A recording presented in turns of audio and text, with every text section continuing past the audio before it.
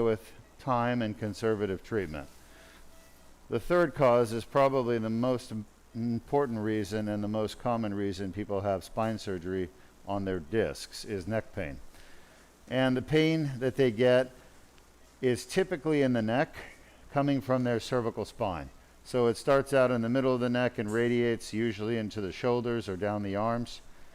The pain can also radiate up into the head, causing headaches.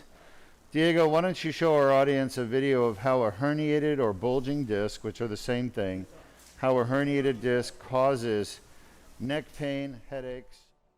Traumatic injury on the disc can cause annular tears to form.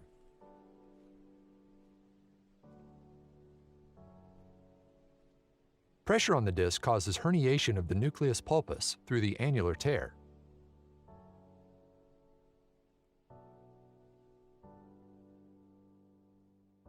Inflammatory tissue develops within the annular tear, causing neck pain.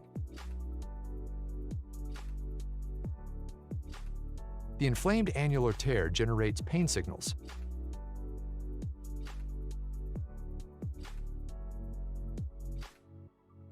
Additional injuries can cause worsening symptoms.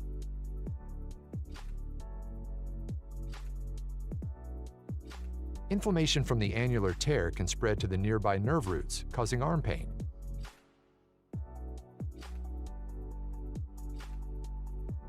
Pain signals travel up the nerves to the brain, causing localized neck pain.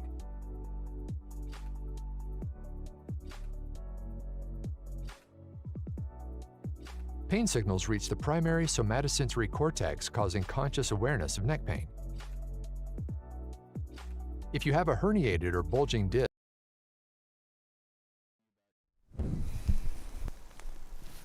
give me a quick AP. All right, lateral. All right, so we're going to get started with our first patient, cervical Deuk laser disc repair. This patient has 3 herniated discs. They're all pushing on the spinal cord and nerve roots. Essentially, he's going paralyzed. Shot. Shot. AP. It's a quick AP. Right there, just take an AP. That's good, lateral.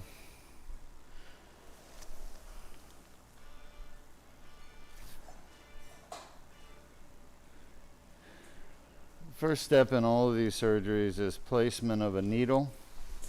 You can relax. Into the disc that we're going to be treating. Now, just to orient you to where we are, this patient is completely asleep with anesthesia and a tube down their throat, so their airway is totally protected. Shot. And they are what we call chemically paralyzed. Don't take that the wrong way. It just means that all their muscles are basically relaxed so they can't contract. And to do that, we give them a drug that blocks the muscles from contracting. And those are the skeletal muscles, not the cardiac muscles. And so this drug that acts on skeletal muscles relaxes the neck, but it also allows the anesthesiologist to ventilate the patient, because even though the patient's asleep, a lot of patients' musculature prevents them from being able to expand the lungs and get air moving. So we chemically paralyze patients for 2 reasons. Number 1, for me to be able to get to the spine safely, and number 2, for the anesthesiologist to be able to ventilate the patient throughout surgery with minimal resistance to ventilation. So we're going to let that chemical paralytic wear off. Let's get an AP. Right now I've got my needle in the C4-5 disc. Since I'm doing 3 disc repairs, C3-4, C4-5, C5-6, we are currently at C4-5, the middle disc. We're going to repair the discs above and below. And the positioning of the needle is absolutely perfect. You can see the spinous processes in the middle, the little circles, they look like eggs sitting up. And we're like literally the most perfect place you could be. So I'm very happy with the way things are going. This gentleman found us on the internet. He watched our surgeries. And he knew what his options were. He knew that he had an option of doing fusion surgery, and it called an ACDF, or a laminectomy through the back with screws and rods. He knew that he could even do an artificial disc, but artificial disc would be contraindicated. because of the slippage you could see at C3-4. He has a grade 1 listhesis, and that's where the worst cord compression is. So what we're going to do, instead of any kind of fusion and metal, we're going to go in and naturally repair the herniations endoscopically. Shot. First thing I'm doing here is a discogram. You can actually see that the dye is leaking out the back. Shot. Yeah. So the dye is leaking out through a tear, and it's barely visible. Why don't you show them where the tear is at C4-5 in the back of the disc? Yep, come towards the right a little bit, and there it is right there. There's a faint little line. The reason why it's so faint is because the dye leaks out so quickly. So there's not much dye trapped in the tear. I think this is going to be an older tear. Younger tears typically are wider, and they hold the dye better. But these older scarred up tears don't hold the dye so well. You can see the dye has leaked out the back and is actually running up and down the spinal cord. Hey, and look at C3-4. You can actually see the herniation behind C3-4. Show them, because the dye is outlining it in front of the dura. A little bit to the left. Yeah, you follow the dye down. Come up higher. Go to C2-3. Yep, follow the black line down, and look how it butts out backwards. That's the herniation. Circle the herniation for them. Yes, that's it. You can see how it's pushing the dye backwards. So pretty cool. This is a very interesting procedure. It's an epiduragram, but it gives you pretty good information about structural abnormalities at the back of the disc. All right, so we're going to carry on. Shot. I've have my guide wire in at the back of the disc, and now I'm going to take out my needle.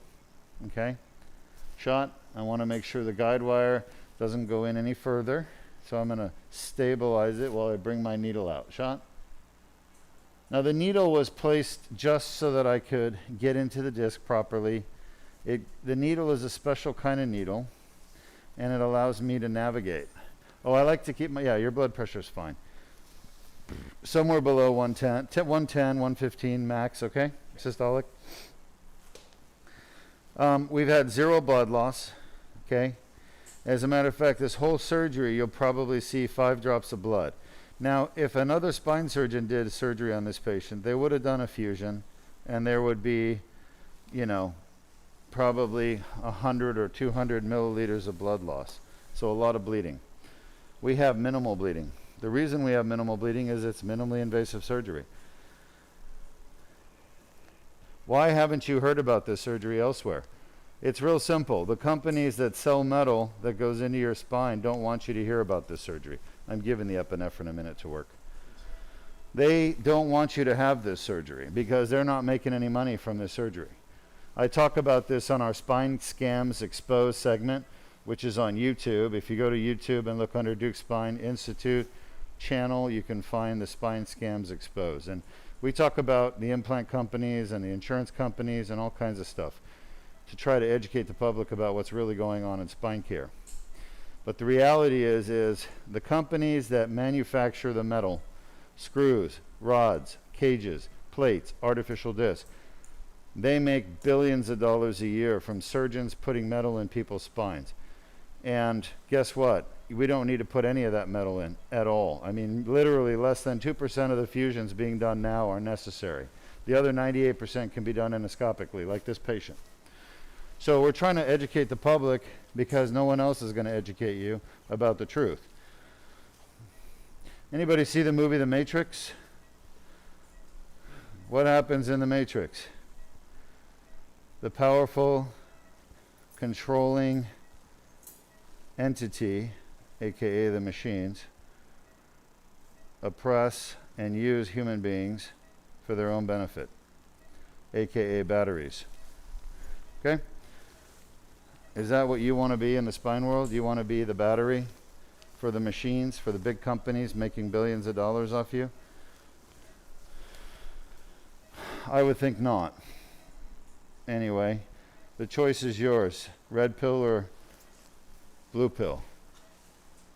You choose. You want that metal in your neck to enrich the companies and the surgeons, or you want to have a natural surgery that's safe and effective at curing pain?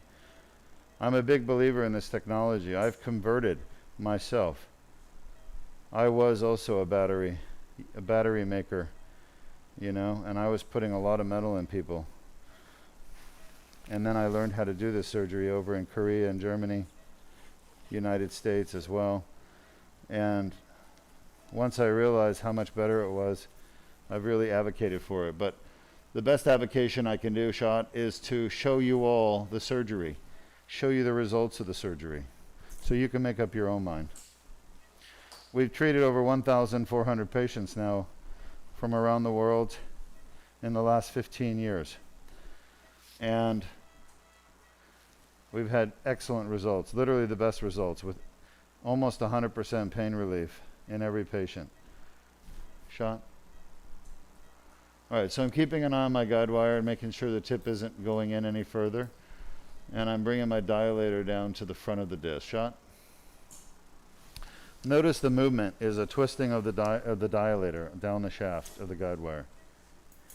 We're the first place in the world to do these procedures on the thoracic spine, and we're actually the first place in the world to do the Deuk laser disc repair.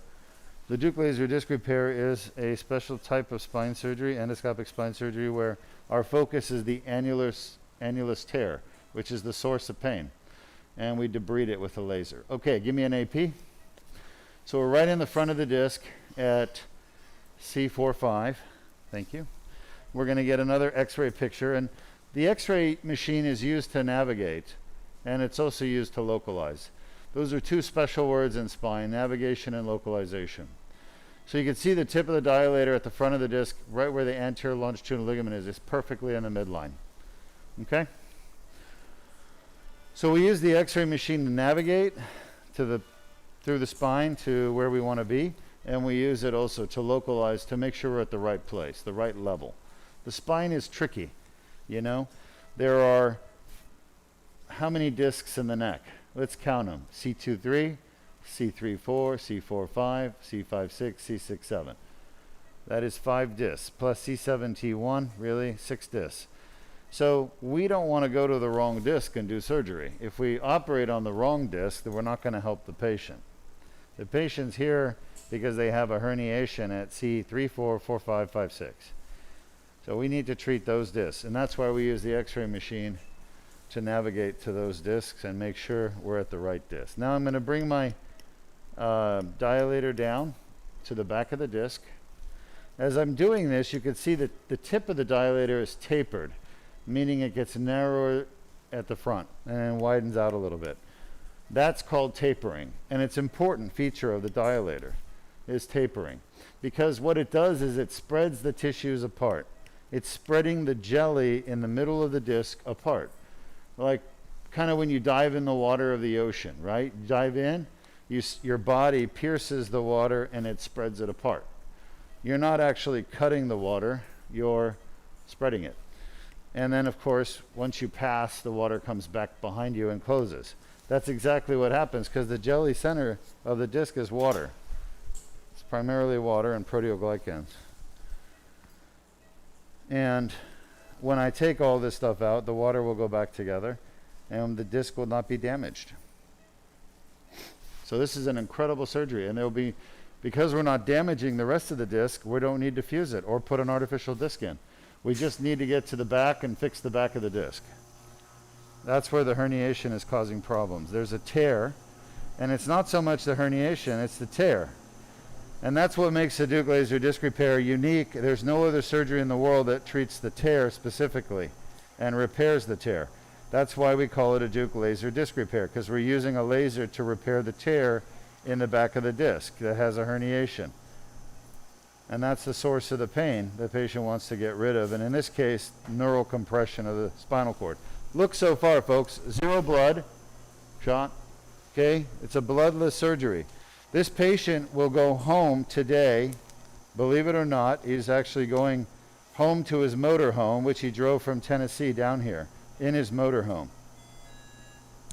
And this patient has a very interesting story. This patient has a relationship with an animal that many of us love to see and look at, but many of us are too afraid to get anywhere near. He cares for tigers, and I think leopards as well, and other animals, domesticated animals. And so we're going to incorporate some of that into his video of his experience at Deuk Spine Institute. All right, I'm bringing the tubular retractor down through the disc, watching it carefully. You can see the dilator has moved back just a little bit. So I need to move the dilator forward a little bit in a minute, but not quite yet. Shot? All right, so I'm going to move this dilator forward again, because if you let the dilator come back, then you're just going to biopsy the disc, and you don't want to biopsy the disc. You want to just treat the disc properly. Everything okay?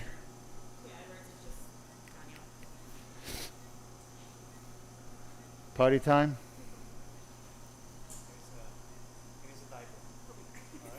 We need a Foley catheter. Shot. Look at that. As soon as I took my hand off it, it shot backwards. So why does it do that? Shot.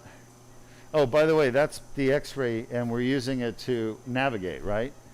Like I talked about. Imagine if we didn't have this machine, we would be going blind. That would be really bad. We would never do the surgery blind. Shot. Just to make sure it hasn't moved back again. Shot. Shot. Shot.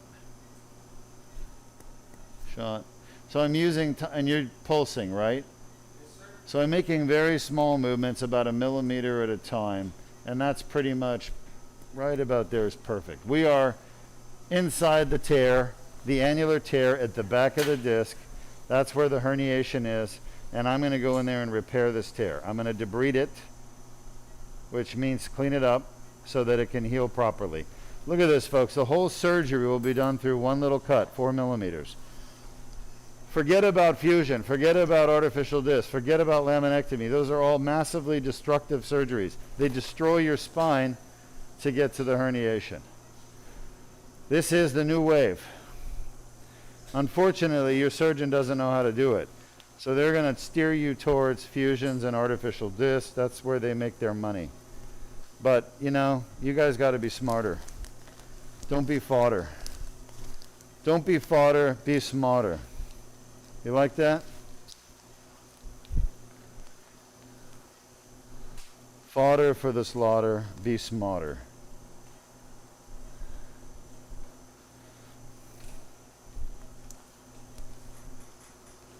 Be smarter, don't be fodder for the slaughter.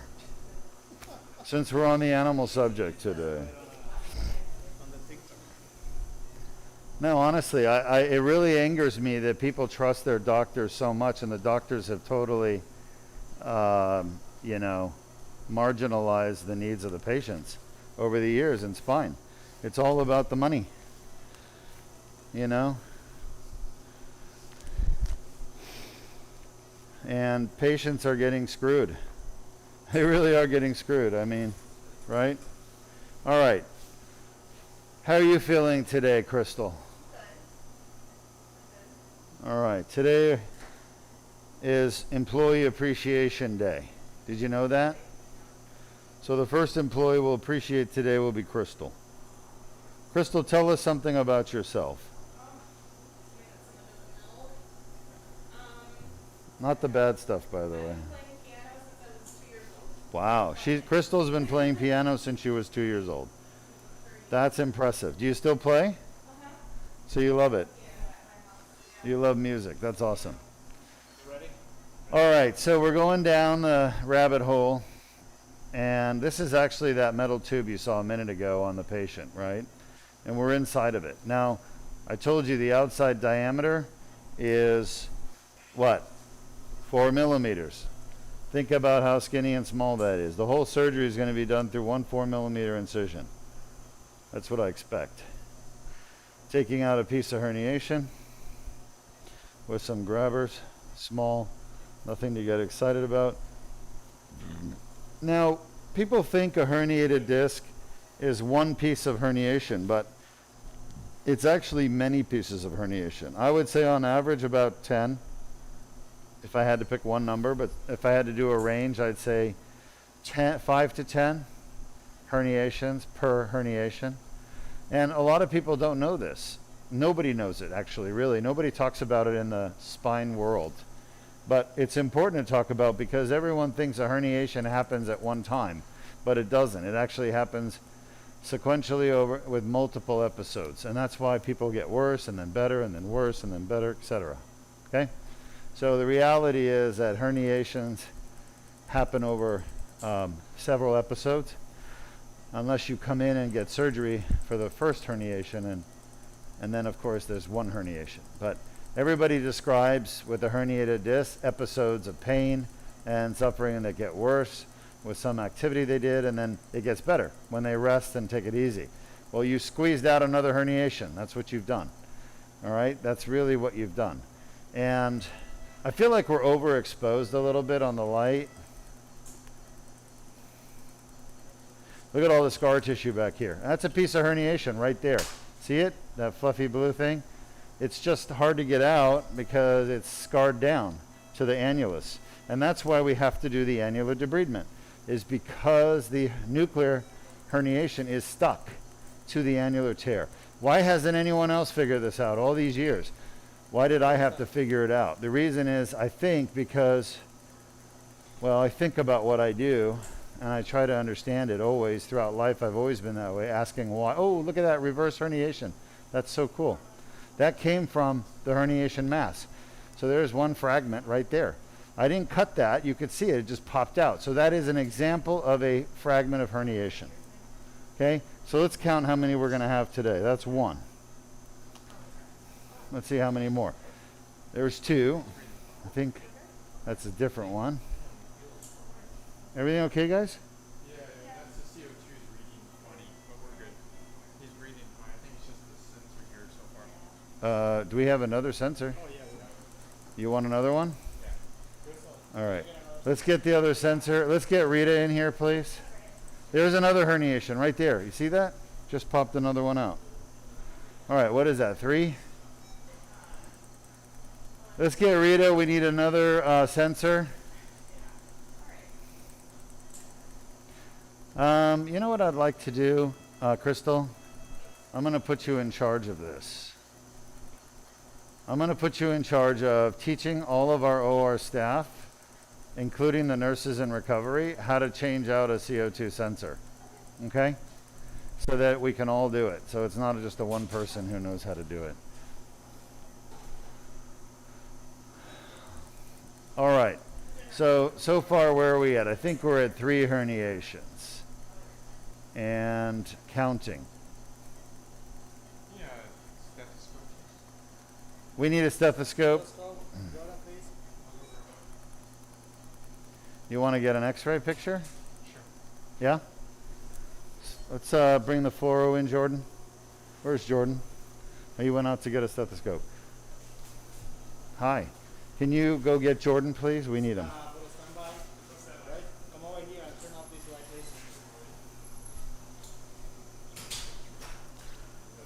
Let's get a quick picture. Louise, stay focused on my instruments. Stand by.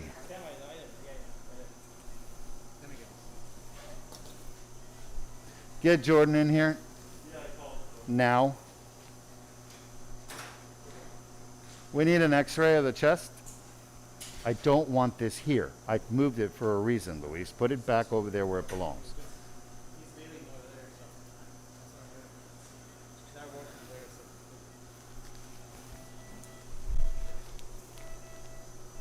All right, come on in.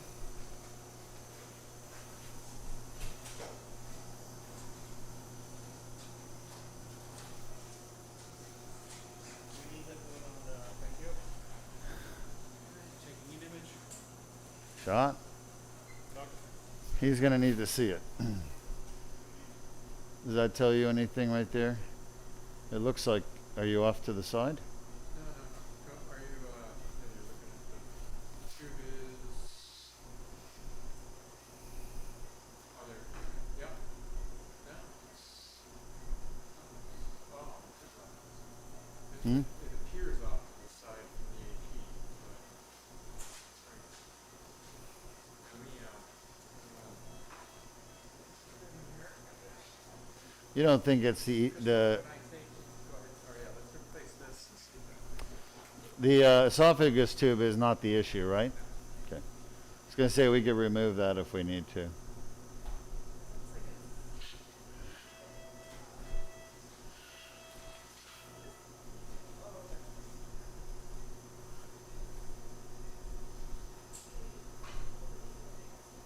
All right, bear with us. We're just checking the lungs. Let's go ahead and pull this south then. Bring it over. Yep. So far we have been removing some fragments of disc and everything is going well. Are you happy with the position of that tube? Yes. Are we good? Okay. Yeah, we're good. Pulling Xray out? May we proceed? Please. Okay. All right. All right. So the CO2 sensor, right? How many more CO2 sensors do we have? We have, well, yeah, we have except box And you think that one is bad? It is bad, yes. We need to have that replaced immediately, like ordered today. Can Right Way replace? Can they repair it? It's a little, it's something that you disposable. Oh, disposable. Never mind. I just want to make sure we don't reuse it. All right. All right. Sorry about that. Getting back to removing the herniations. Okay. Let's get the. No. Get him to do it. Oh, okay, Flynn. Hey. Can you stand by No. Get Flynn to do it. Scope on, please. Okay. The problem is you guys aren't teaching everyone to do everything, cross-training. And when somebody leaves, then we're like, you know, the Three Stooges. And I can't stand that. Everybody in this room should know how to turn the scope light on and off. Okay, so here we are back at the herniation. Everything okay, Doc? We're good. All right, good. You need anything else? Nope. All right, so we got a lot of scar tissue back here at the back of this disc. And we're just gonna gradually get rid of it all. This is all part of the herniation. Hello. Yeah? Do you have time for questions, doctor? Yeah, I have time for questions. All right, perfect. All right, we have a question from YouTube. It says, do you get a cervical nerve root selective block prior to performing this?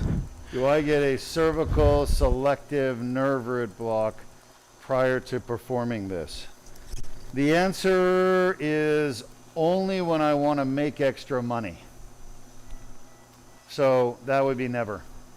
There's absolutely no reason to do selective nerve root blocks. I have not done one in 25 years. I know how to do them. They are absolutely no help. Unless you're totally incompetent as a surgeon and you don't know what you're doing, then you may want to use one.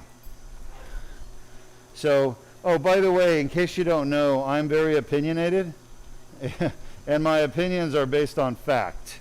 So my opinions are things like the sun is shining outside. That's a fact. The sun is shining outside. You know, so I don't just make stuff up. So when you hear me say something, it's something I absolutely believe. If I don't know at all, I'll tell you I don't know. But for a fact, you don't need selective nerve root blocks. It's just a procedure to enrich the doctors doing them. I've never done one. It's totally useless. It's totally unnecessary.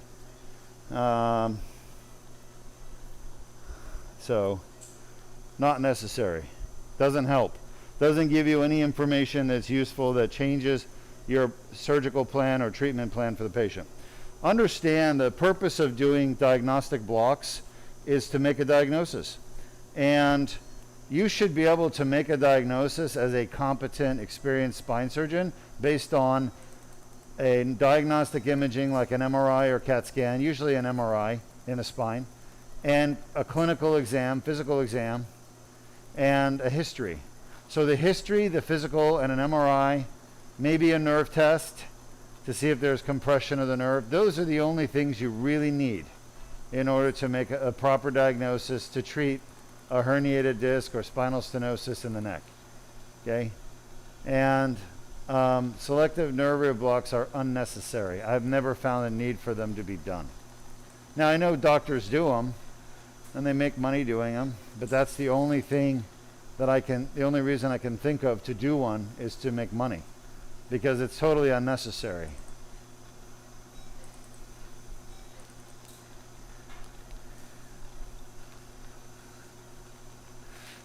Let me give you an example of how unnecessary it really is. Imagine you're going to spend the day inside your house and you're not going to go out at all. I mean, at all. You're 100% staying at home. Okay? Would you put sunblock on for the day? Huh? All right. You would put some. I didn't say go outside. I say you're staying indoors all day. You can get sunburned through the window. All right. Well, you know, I could be wrong on this then, I guess. Somebody is saying they, huh? So you would keep sunblock on in your house if you're never going to leave your house at all. All right.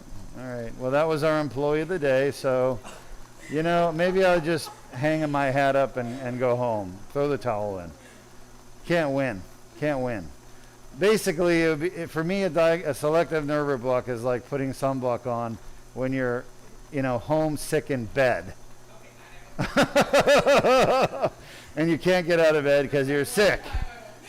You're just sick in bed and you don't have a skylight, you don't have a window, you don't have a sunroof at your house, okay? You're just laying in bed all day in the dark. And you put some, all right? There you go.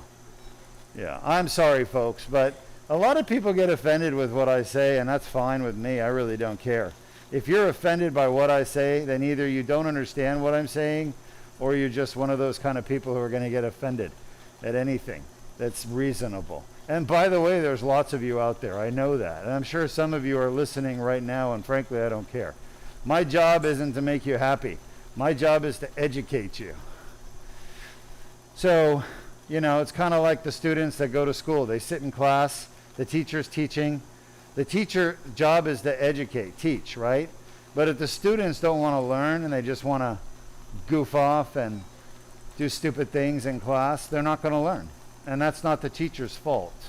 If the teacher does everything they can to teach and the student wants to be stupid and their parents didn't bring them up right, well, that's not the teacher's fault. So I will give you the opportunities to learn here, educate you, but I'm not here to be your friend. Don't ever think I am, because I'm not your friend.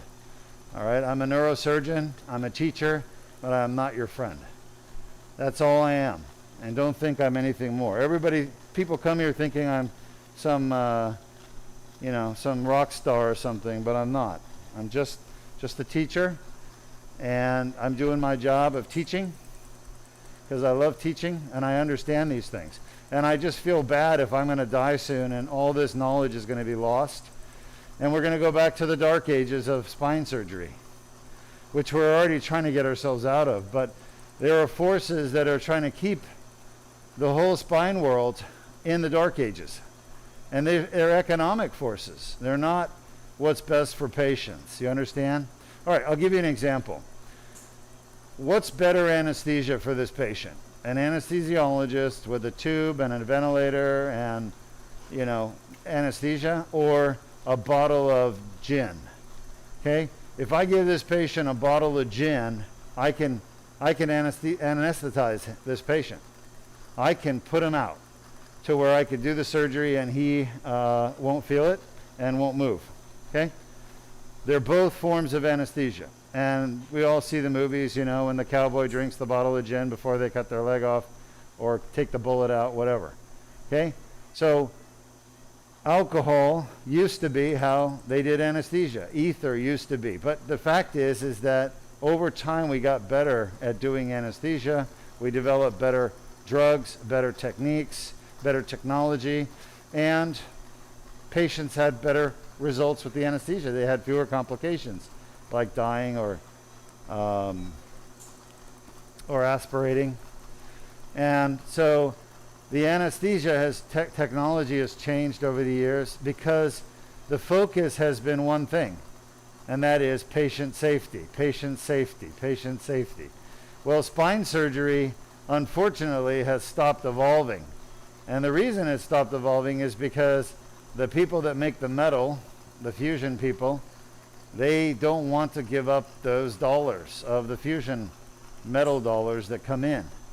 And so I'm trying to teach you all the reality, the real, what really is going on, so you can see it with your own eyes. And hopefully, if you're smart enough, demand it for yourself. Okay? And not just go with what they're giving you. What happens when bad people lead you? Huh? What happens when bad people lead you?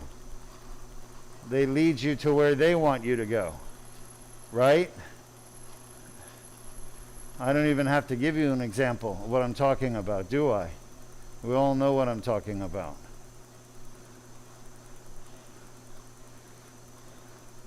I give you these really extreme examples because extreme examples have occurred throughout history, right? I don't make this stuff up. Now, you may not understand what I'm talking about, and that's fine. I try to explain things as easily as I can, but some people just need a lot more explaining. You know, I was one of those people. I'm not criticizing people for that. But, you know, you can't always trust the people that are leading you, because they may have their own self-interests. And that's all I'm saying. Be aware of those self-interests. Okay? Don't be so trusting of the surgeons that want to do artificial discs, because they are motivated, and many of them, unfortunately, are getting paid a lot of money by the implant companies to be consultants. All right, how many herniations do we have so far? I've lost count. It's been at least 6 or 7 that we've released. A lot of this white stuff back here is scar tissue from the inflammation. Diego, have you run the video yet on the Deuk laser disc repair? Cervical. Disc herniations are a common cause of chronic neck pain.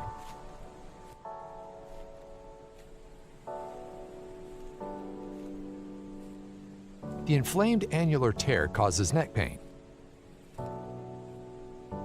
Inflammation of the nerve roots causes arm pain. A Band-Aid-sized skin incision is made. A small tube is inserted without damaging the bone or soft tissues.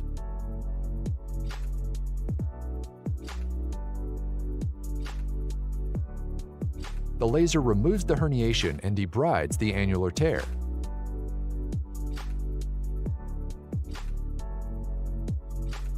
The annular tear heals on its own. It can take up to 12 months.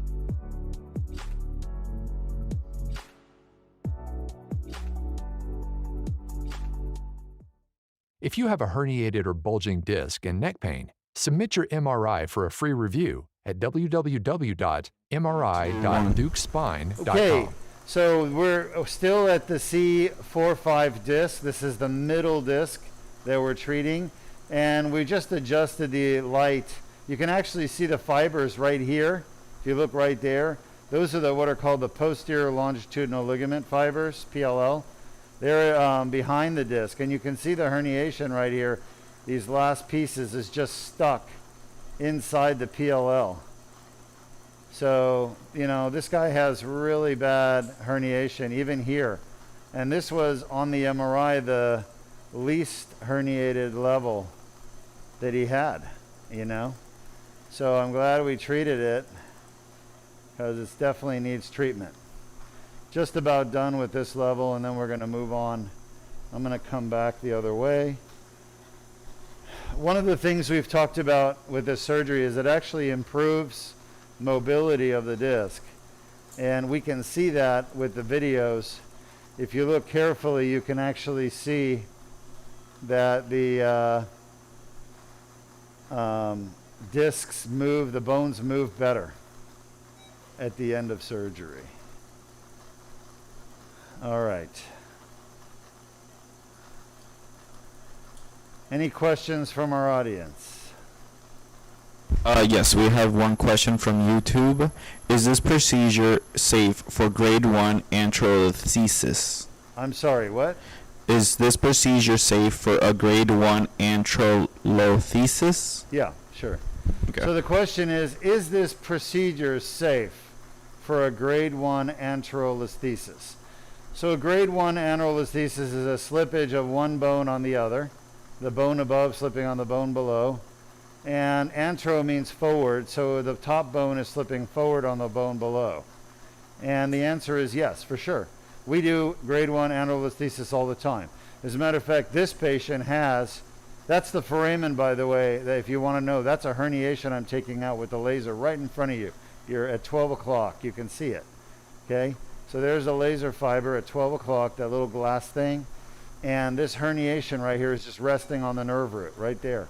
And I'm just blasting it with a laser. Look at that thing. We've demolished that herniation. That's beautiful. That pressure is coming off the nerve root now. Yeah, this patient actually has a grade 1 anterolisthesis at C3-4. We're about to see it. It's actually the last disc that I'm going to do. I'm going to go down to the 5-6 next, which is below us, and then we'll come back to the C3-4. All right, let me look one more time. We've done grade 1 anterolisthesis. Anterolisthesis, once again, is a slippage forward of the top bone on the bottom bone, and the anterolisthesis is grade 1 when it's 0, or actually 1% to 25% slippage. 25% of the width of the vertebral body, that is. Okay. All right. Let's see what we got here.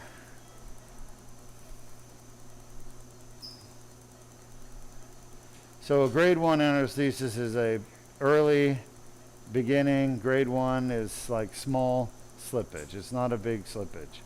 A lot of scar tissue here. This is incredible. This has been going on for a long time, I can tell. I'm just peeling it away, making sure there's not a herniation below it. Okay? That's really what I got to do. All right, so what are we looking at? I'm sorry? Yeah, you can switch. Yeah, we're done here. We're done. We're done. So we finished one disc. Remember what I'm doing. I'm in the back of the disc, folks. I'm not in the side. I'm not in the middle. I'm literally in the back of the disc. Careful with that. You don't want to bend it. And I've just taken the herniation out of the back, and I've cleaned up the tear, the annular tear that's back there. I've debrided it, okay, because it's full of scar tissue and bone spurs and disc material, nuclear material, and it's not going to heal like that. It's been trying to heal for years, and it's not going to heal like that. So I went in there and cleaned it up so that it will heal. Now it's a nice, clean debrided area. To understand debridement, it's kind of a weird concept, but basically think about it like cleaning your kitchen. If you got food everywhere and dirt everywhere, it's just filthy and disgusting. It's going to stink, and there's going to be lots of bacteria growing everywhere. A debridement is like going in and cleaning things up so that it gets rid of the tissues there, the devitalized tissues that prevent it from healing properly. So now he's able to heal properly in that area.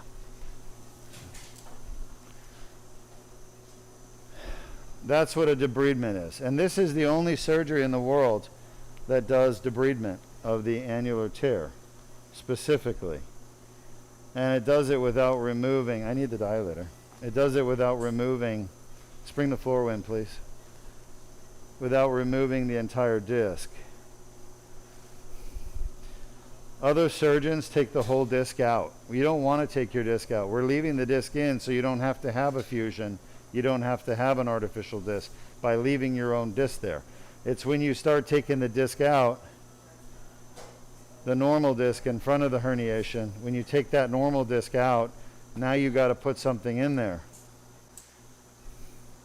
And that something is going to be an artificial disc or a cage. Or bone graft, you know, like a fibular graft, which is a cadaver leg bone. It gets cut down to a little piece, and you put that in there. But we don't do those so much anymore because they don't work very well. All right, coming out with my tube. Take. I've got my dilator in. You can see there's no bleeding. You see the hole here, Diego? Yes, we see it. And this is the chin. This is the chest. We're right in the front of the neck. Okay. Now I'm going to have to move, take a shot. I'm going to have to move from here down to the next disc. And that's going to be hard because the next disc is pretty collapsed. So I need a shoulder pull, gentle. I'm going to need a head inline traction again, slight extension. Are we doing okay over there, doctor? All right, so when everybody gets in position, I need my anesthesiologist's help. So I need you, don't pull yet. I need you to give me the same thing, a slight extension with inline traction. All right, now I'm going to take a look where we're at, shot. All right, so we're going to need to see further south. So bring your fluoro down just slightly. I'm using my dilator as a marker. We're doing too much movement while we're taking the picture. So let's hold everything still and take a picture, guys. All right, that's better. Now I can still barely see that level. So what can you do? I mean, I'm seeing, I think your finger's right there. Is that your finger or is that the clavicle? Shot. All right, that's better. Look at that disc. That thing is totally collapsed. You guys okay?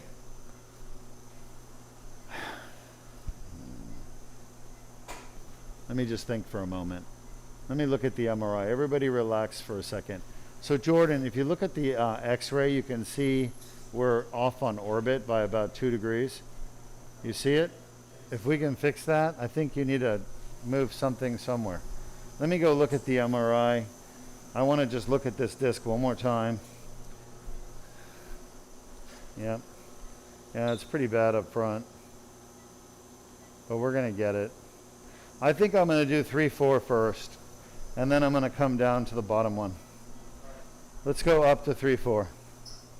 So we don't really need a pull. Are you ready?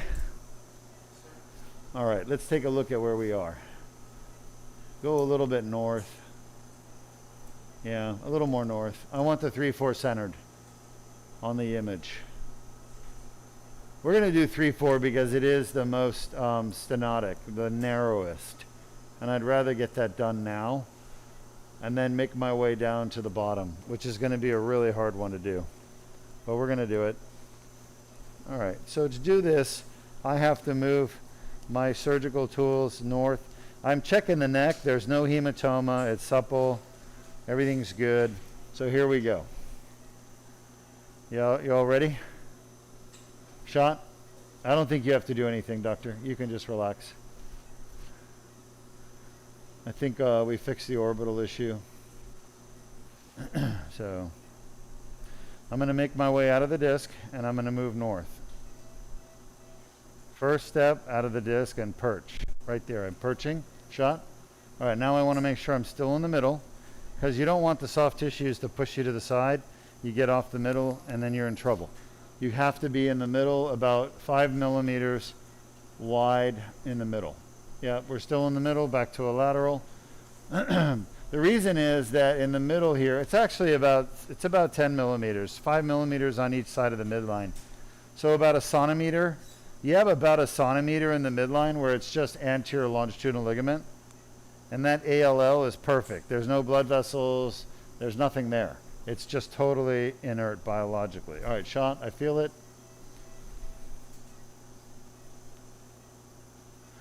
By the way, this is a feel thing. Let's go back to an AP. I want to make sure I'm still in the middle.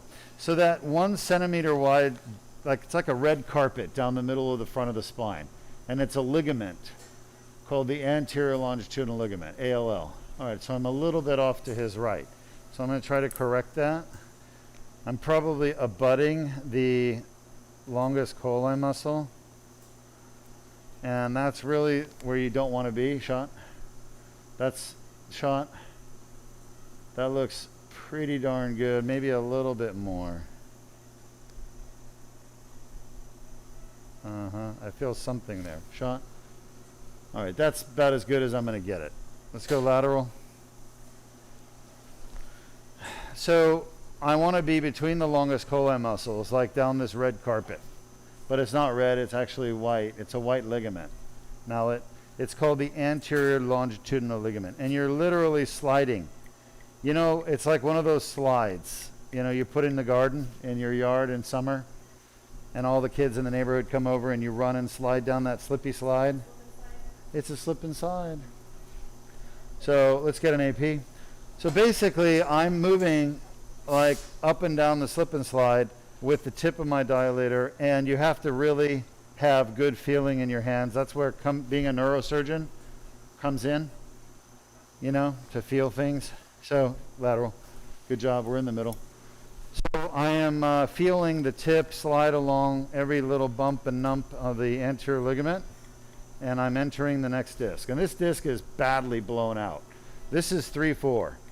This is the main reason this patient's having his symptoms. He has a massive herniation here. Look at that MRI, Diego. Show them that MRI again, if you don't mind. Yes, they are looking at it. We're going to do the discogram. I need a pipe cleaner first. All right, so we're going to do a discogram, and I think you're going to see a really big tear here, because to me this herniation looks newer. Shot? Shot? Just get some junk out of there.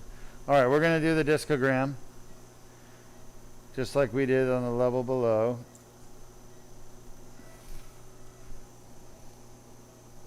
Shot? All right, good. And indeed, there is a big tear. Let's see if we can get a better look at it. Shot. That's it? Where is it? Give me is that it right there? Okay, so it's clearing out pretty quick. That means the tear is huge. Shot? Yeah. Well, there's a big tear, and the dye is literally passing through the tear quickly, and we're not getting a nice picture that I would like, but shot. I've tried it a couple of times. It's more than enough attempts. So here I'm going to get to the back of the disc again. Shot. Shot. Yep. So you can see there's a grade 1 aneurysthesis. It's about 1 to 25% slippage. Take it. And that's as far in as I want to go with my dilator, with the tip. I'm going to bring my tube down. Oh, just in case you want to know, the whole surgery is done with a little tube like this. We worked through this tiny 4mm tube. I'm going to slide this tube down the dilator. Shot. Make sure the dilator hasn't moved. I don't want to go in. It can go back about another probably 8mm, just under a centimeter. It's fine because it's sitting inside the herniation. Right now it's sitting inside the base of the herniation. Shot. So I brought my tube down onto the front of the spine, and now I'm going to bring my tube tip to the herniation. I'm going to slide it along this dilator to the back of the disc. Shot. It's important to keep an eye on your stuff as you're moving along. I want to move the dilator forward again, but just in a minute. All right. So, shot. Any questions from the audience? Yes, we actually have a physician watching our stream currently, and he has a lot of questions. Oh, good. Yeah. I like all questions, even from physicians. Yeah, so the first question he has is, what can be done for ossification of the PLL? Yeah, great question. So, well, I get asked quite often, when is the Deuk laser disc repair not appropriate to do? When can you not do it? And ossification of the posterior longitudinal ligament is basically calcification, where you get bone forming along the posterior ligament, all right? And that would be an example of when not to do the Deuk laser disc repair. Yes, I can zap through bone. However, the problem is that the bone itself that forms on the soft ligament, Sean, that bone is literally many times grows from the ligament back to the dura, which is the covering around the spinal cord. And when you start to like take the bone off the ligament and then you got it invading the dura, you actually will get into the dura and you'll get a spinal fluid leak shot. So the Deuk laser disc repair you're watching right now, endoscopic surgery cannot treat ossification of the posterior longitudinal ligament. It is a very rare condition. We rarely ever see it. All I treat are disc issues, and ossification of the posterior ligament is part of that. And like I said before, we have over 100,000 patients now at Deuk Spine in our database, and I've seen ossification of the posterior longitudinal ligament maybe once every 3 years. One patient every 3 years, so probably one patient in 20,000 patients with spine problems will have ossification of the posterior ligament. Now, why is that? Because ossification of the posterior longitudinal ligament is primarily found in Asians and overseas, in Asia. They have a lot more Asians, obviously, more concentrated. And they tend to have that condition more. I think it's a genetic condition. You're genetically predisposed to it. But we would not be treating that here with this type of surgery. So what kind of surgery is best for ossification of the posterior ligament? Well, there's different kinds of ossification of posterior ligament. There's segmental, there's longitudinal. And, if it's longitudinal and there's several segments where the whole inside of the spine is just filled with bone spur, I would recommend a posterior laminectomy and fusion. As a matter of fact, we're doing one of those next week, right? What day is it? Tuesday or Thursday? Next Thursday. So a week from today, we're doing a posterior laminectomy, cervical laminectomy and fusion.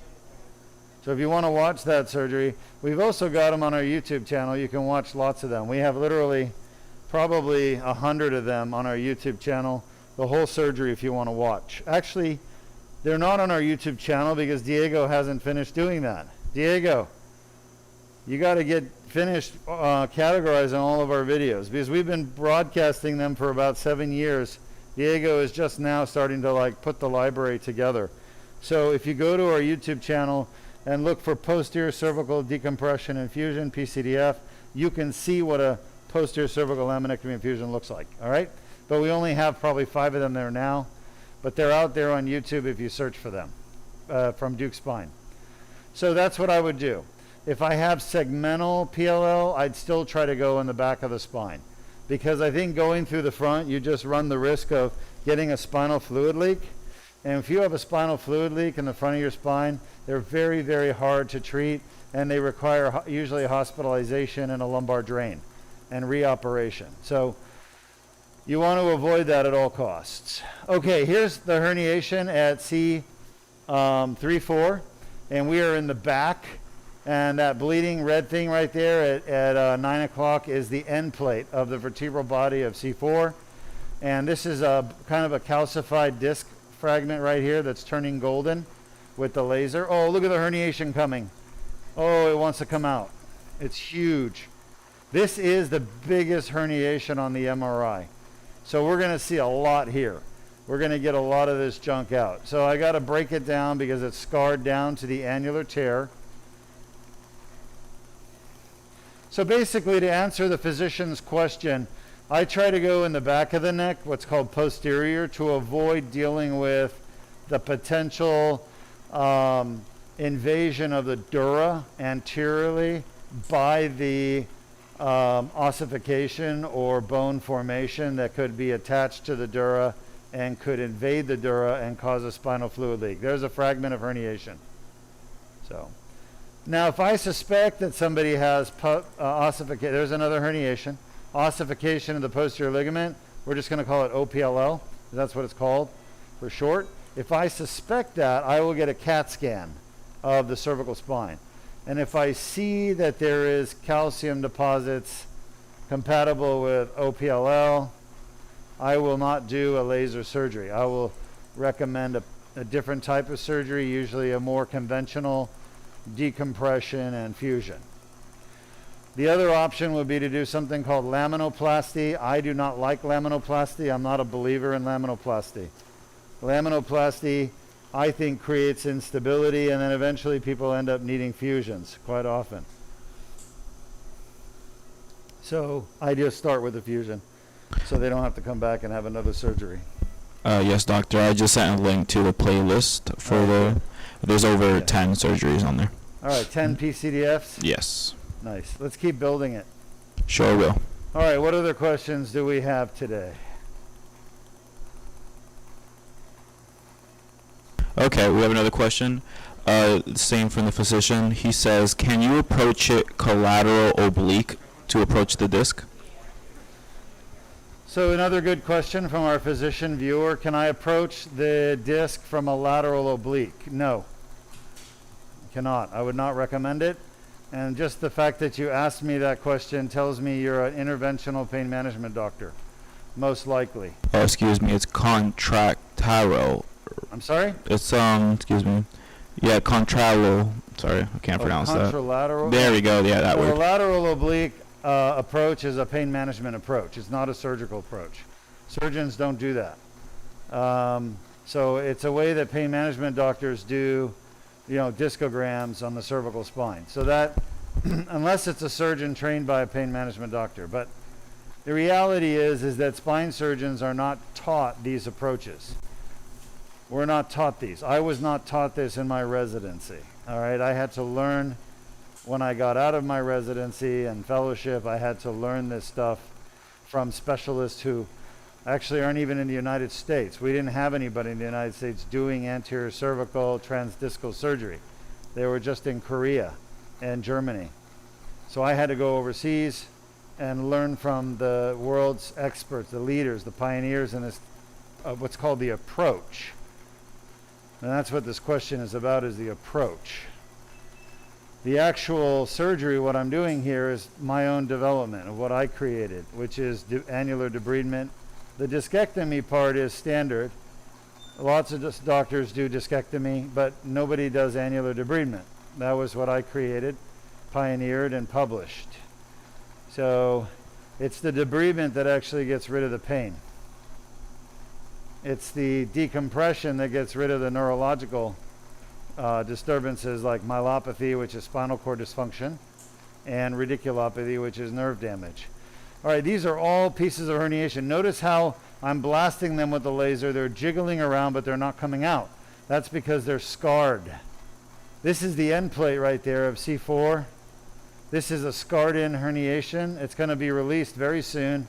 I'm just releasing it from the annulus. This is the debridement part. I'm debriding the annular tear. Okay? And this is all pushing on the spinal cord, all this junk down here, all this herniated disc. So we're going to get it all out. This is a very badly damaged disc. And by the way, everything you're seeing here, it looks horrible, but it only represents about, what you can see in this window with me right now is about 1% of the disc volume. 1%, think about that. So by the time I'm done, we've really treated 5% of the disc volume. So we've left 95% of the disc alone. And that's the key with this surgery, folks, to understand why you don't need fusion or artificial disc put in, because I'm leaving 95% of the disc alone, not taking it out, not messing with it, just passing through it. That's the beauty of this surgery. That's a bone spur right there, by the way. And bone spur and herniation. All this is herniation, herniation, herniation. So what other questions do we have? Okay, we have a comment from YouTube. It's from a patient. He says he's 21 and just got diagnosed with a bad back sprain. He's been, the pain has gone on and off for a couple of years now, and it's gotten worse. That's not a back sprain. Okay. The only recommendation he's gotten is physical therapy, but the pain is consistent. Yeah, so great question. Thank you for posting that. So this is somebody who says they've got diagnosed with a back sprain. It's gone on for years. Okay, back sprain is a muscle injury. It's like tearing your muscle, okay, a muscle injury. They only last about a few days, and then they go away. All right, so the fact that he's had pain for years already tells me he's been misdiagnosed. And that is what we see all the time, all the time. So when we talk about Deuk Spine Institute and what a good spine center can do for a patient with back or neck pain, it's not just the surgeries that can help you. It's the right diagnosis that helps you the most. Why? Because when you get the wrong diagnosis, you spend years of your life in misery and pain because you're not going to get better with therapy. What you have, my friend, is a herniated disc, and they've missed it, and that's why you're in pain. And until you fix it, you're going to end up still in pain. Now, Diego, why don't you run our why herniated discs in the lower back cause back pain video? Yes, sir. The YouTube video, so they can understand what's going on in their back. Traumatic injury to the disc can cause annular tears to form.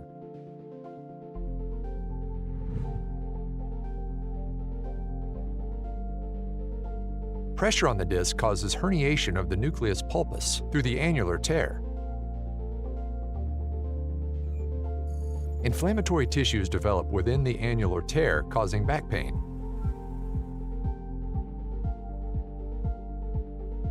The inflamed annular tear generates pain signals.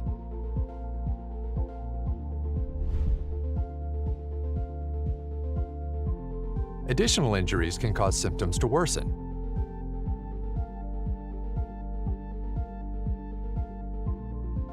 Inflammation from the annular tear can spread to nearby nerve roots, causing leg pain.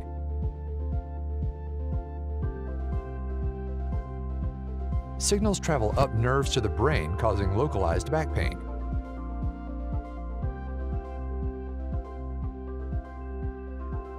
Pain signals reach the primary somatosensory cortex, causing conscious awareness of pain. If you have a herniated or bulging disc, Okay, well, I hope you understand from watching this animation what's going on better in your back. But you have a herniated disc or two, maybe three, I don't know because I haven't seen your MRI, but that herniated disc is causing pain that you're perceiving as, you know, a muscle injury. It's not. Your muscles are definitely tightening up, but they're tightening up secondary to the pain you're experiencing. So basically, think about it this way. If you get into a car accident and you hit your forehead on the windshield, right? Well, you're not just going to have pain at the impact point. Your whole brain is going to hurt. You're going to get diffuse pain all around, right? And the reason you get those muscle spasms is because the herniated disc is actually causing the muscles to spasm. All right. So you get rid of the herniated disc, you're going to get rid of the back spasms. Okay? Therapy will never fix that, ever. And the people that have a herniated disc and pain from it, they always say the same thing. Therapy just makes it worse. It doesn't make it better. So if you want help, we can help you. Anybody out there that wants help, we can help them. Just send us your MRI. If you don't have an MRI, then ask your doctor to order one and send us the CD. We have a way for you to upload the images online if you want to, and we'll look at them for you for free. By the way, we don't charge. There's no charge for this service. It's all free. We do it for free because we want people to have the right diagnosis and that we want them to know what the best treatment is. Whether or not they pay us and do it here, we don't care. The fact is that right now we have enough time available. We can help people for free, so we do it for free. My employees don't do it for free. I do it for free. My employees still charge me. Right, guys? And rightly so. So, but when I say we do it for free, I mean, wow, that's a big herniation. Deuk Spine Institute does it for free. So Deuk Spine Institute offers that service for free because we're all paid. So I guess you can say we don't offer it for free ourselves. Anyway, I'm just mumbling and bumbling right now because I need another question. No new questions, but everyone's saying thank you, and that answering their questions is very helpful. You're welcome. Mm-hmm.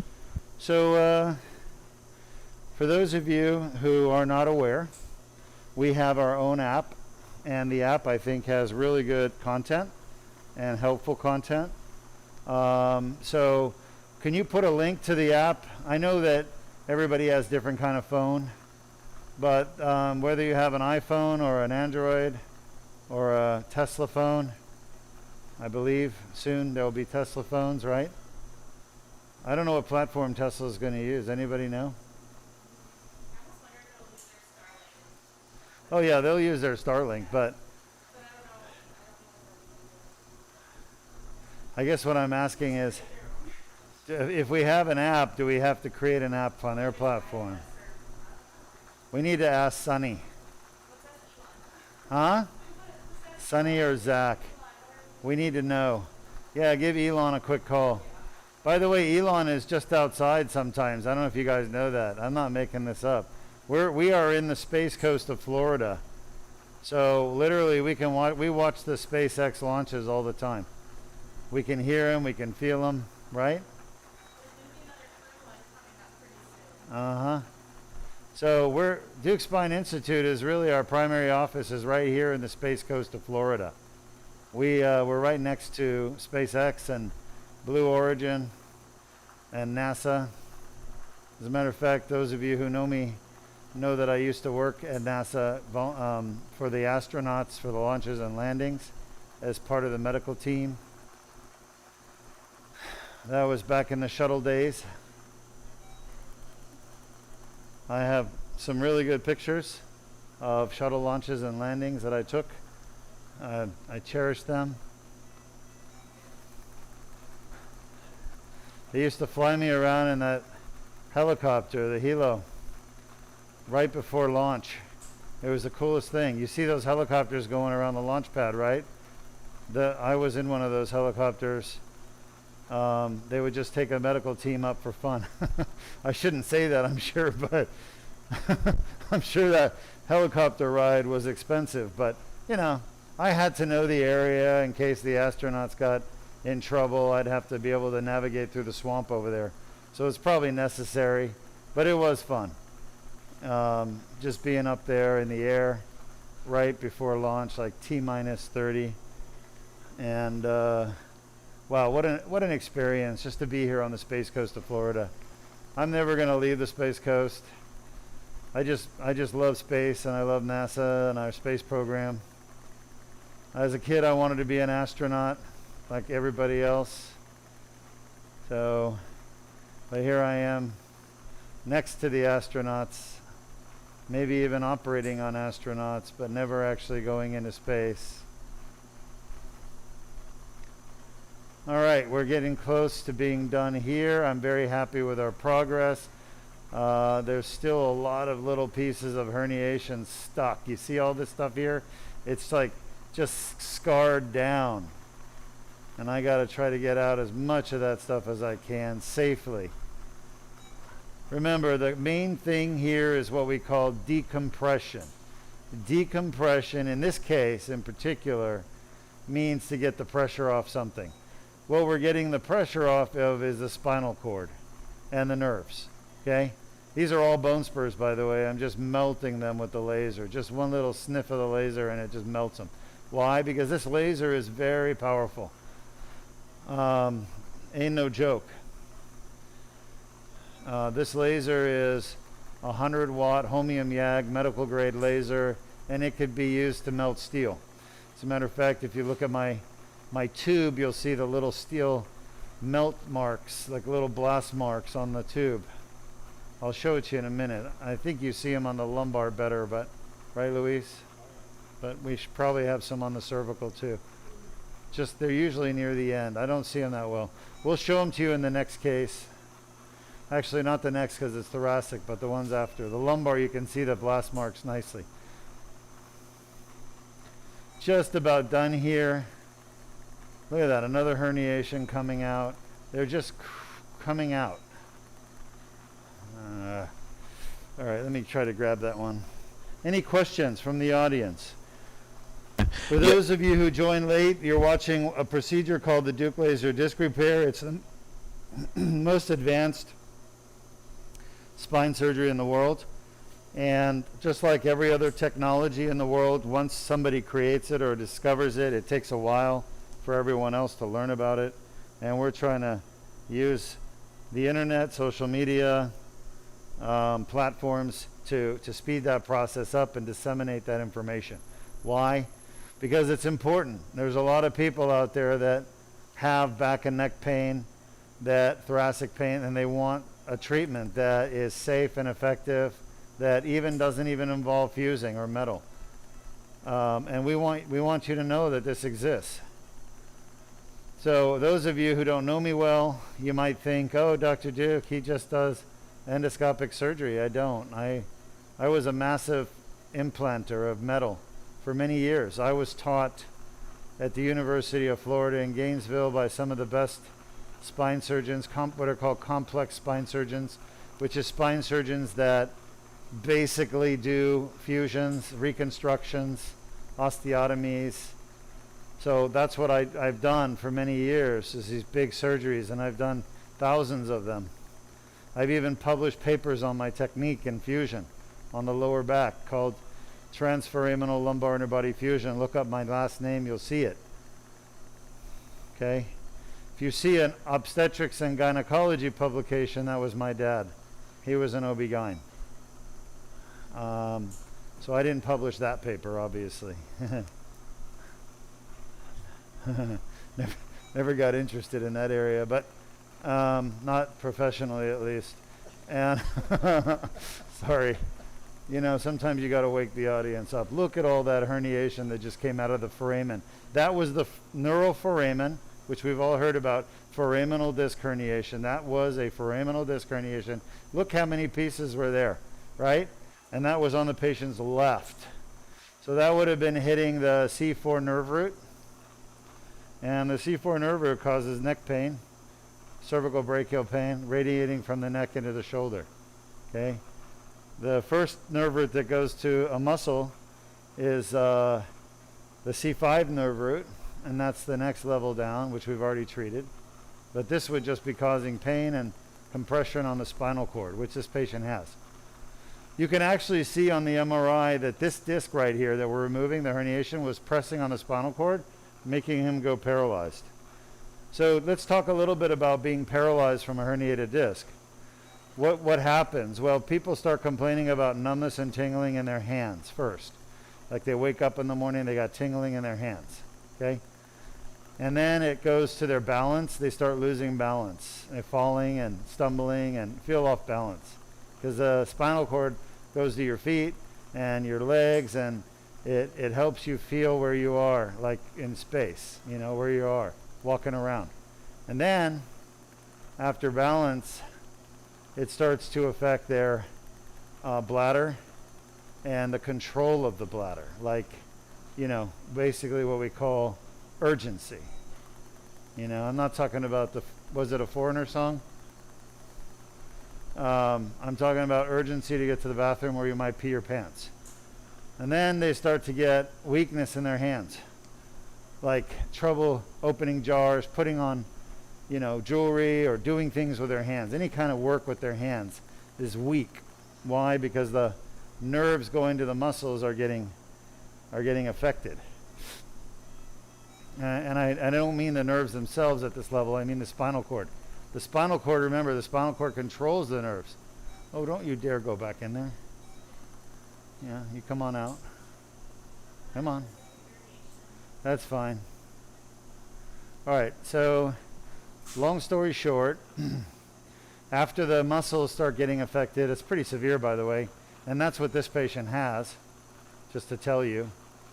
His muscles are affected, so he's really in bad shape. And you start to get what's called atrophy of the muscle, especially the intrinsics in the hand.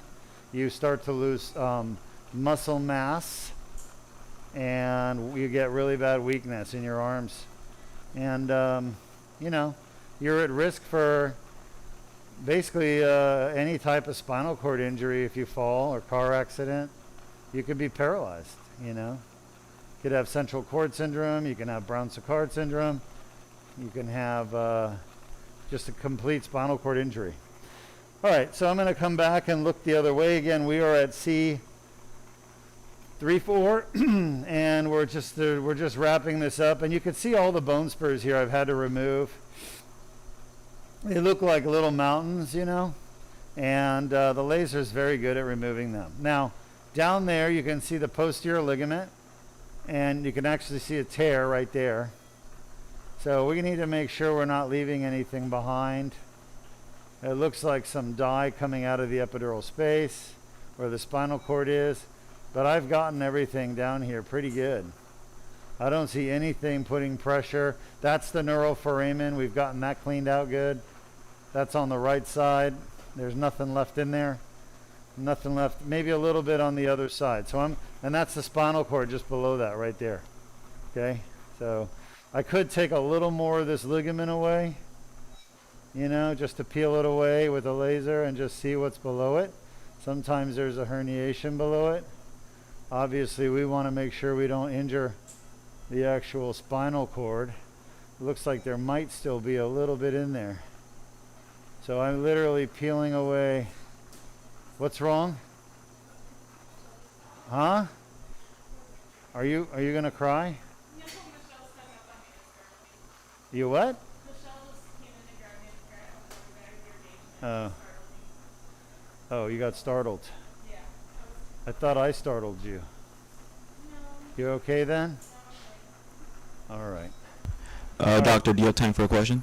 You have questions? Yes. Yeah. Why In not? your opinion, broad-based disc bulging without annual tears, are they caused for lower back or facet?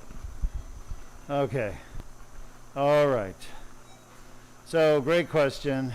You know, I'm going to repeat the question because there's some inherent misinformation in this question. It's very, very important. Broad-based disc bulges without annular tear, are they ... And honestly, I'm not going to even repeat the rest of this because there's such a massive mistake in the beginning. You cannot have any disc bulge or herniation without an annular tear. A broad-based disc bulge is an annular tear. The entire back of the annulus is torn. That's how you get the disc bulge. In other words, the first thing that happens in all disc herniations and disc bulges and all spinal stenosis, basically, except for fractures, tumor, infection, is that you get an annular tear. So 100% broad-based disc bulge has an annular tear. That's where the problem is. All right, now let's go on with the rest of the question. Something about facet versus disc. Yes. Is it the cause of lower back pain, or is it more a facet mediated? Oh yeah, a broad-based disc herniation or bulge is causing back pain because of the annular tear. The inflammation going on inside that tear. Okay? So yeah, they all have an annular tear, 100%. 100%. It's impossible for the disc to bulge or herniate without an annular tear. Impossible. Except for a Schmorl's node. Schmorl's node is the only exception, and we don't do anything with them. That's where the disc herniates into the bone, above or below. And they don't cause any problems. All right, we're done here. I've taken away all the herniation. I don't see anything left. A little bit of scar tissue here. I mean, I could zap a little more scar tissue, but you want to be careful in this kind of surgery not to gild the lily. You don't want to do like too much. I just want to make sure we got rid of all the herniation. The scar tissue here, you have to be careful. There's a little herniation. You have to be careful because you could end up causing a spinal cord injury or nerve damage, and you don't want to do that. All right. But I don't see any more compression. It looks really good. So, Lights on, please. Scrub off, please. sorry, I don't know if I answered that question all the way. Good. Yeah. It's a little antiseptic we put in. It's called betadine, developed at NASA to keep the aliens away.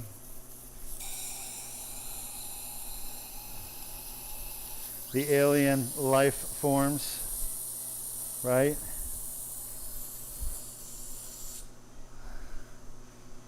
So alien life forms, since we don't have any questions, why not talk about alien life forms? Alien life forms can be microscopic, or they could be macroscopic, multicellular organisms, and maybe they're not even cells, right? I mean, after all, we have life forms, so to speak, that are not cells on Earth, like viruses, and viruses are life forms, I believe, and they don't have cells. We also have what are called prions. Prions are really not even a virus, less than a virus, and they're a life form, and they cause horrible diseases in humans and animals. They infect brains, and they destroy brains. They actually destroy the neurons. They infect the neurons, destroy the neurons, and cause horrible, horrible problems for animals. So, alien life forms, why did NASA create betadine, right? To basically use as an antiseptic to clean surfaces of spacecraft, to make sure that no life form out in space could be brought back to Earth unintentionally, uncontained, just as a hitchhiker across the galaxies. But the movies, most of the movies, there are multicellular aliens, right? Everyone saw Alien, right? The old series, Sigourney Weaver, Ridley Scott. Would you look at that? Would you look at that? The listhesis is gone. Huh? The listhesis that was there, are you all looking at the Xray? At C3-4 is almost completely fixed itself with the surgery. Now let's see if it stays when I take the tube out. It may be the tube that's helping it, so let's see. I don't expect to correct the listhesis with this surgery, but if this does correct the listhesis, it would be the first I've ever seen. So that would just be really interesting. All right, that's the shot there. No, it's still pretty much corrected. So I'm going to just hold pressure for a moment. We've lost about 3 or 4 drops of blood. To get to 1 milliliter, a mil, you need 20 drops. Is that right, doctor? 20 drops, about right? A mil. Isn't there 20 drops in a mil? 20 drops in a mil, yes. That's what I've been told. Maybe blood is a little more viscous, so maybe it's... No, that's for blood. Oh, it's for blood. All right. So 20 drops of blood make 1 mil. So we are far below 1 mil of blood loss. All right, is that good? Shot? That's it? Oh, that thing moved. Hold on. Shot? All right, yeah. Wow. I can't say I've ever seen that. The spine corrected itself when I took the herniation out. I'm amazed. I'm truly amazed. It's like, this is the most amazing field of medicine. I love spine. All right, we're going to make our way down to that bottom disc, and it's going to absolutely suck to get there, but we're going to make our way down there. So let's get started without further ado. Shot. I'm going to take this dilator out. I can feel it right at the end of the disc. Hold on now. Coming out. So for those of you watching, you have watched a first in medicine. Like literally a first in the world, probably in medicine, where the spondylolisthesis pretty much corrected itself. I mean, there's maybe a millimeter of listhesis right now, that's all, at C3-4. Just rewind the film and you could see from the beginning where it was much worse. So I've never seen my laser surgery correct listhesis in the neck, but then again, I haven't had much listhesis and I haven't really paid attention. So pretty cool. What's the problem? Yeah, I'm gonna need a shoulder pull and a neck pull in about 30 seconds, doctor. We're gonna have to give a little inline traction, slight extension. Just give me a minute to make my way down. Don't do anything yet, shot. So I feel like I'm back in the 4-5 disc. Let's get an AP. Not yet. Remember, my goal is to stay in that 1 centimeter track, so to speak. Perfect. We just fell back into the hole we made it in the front of the disc at C4-5. And those holes in the anterior ligament that the tube goes through, they don't do anything. They don't cause pain. They don't cause neurological compromise because the nerves are all in the back of the disc, not the front. So they just heal and they're fine. All right, we're ready. All right, everybody, this is going to be the hardest part of the surgery, is getting down to where I need to be. Let's get everything positioned, head straight, slight traction, slight extension.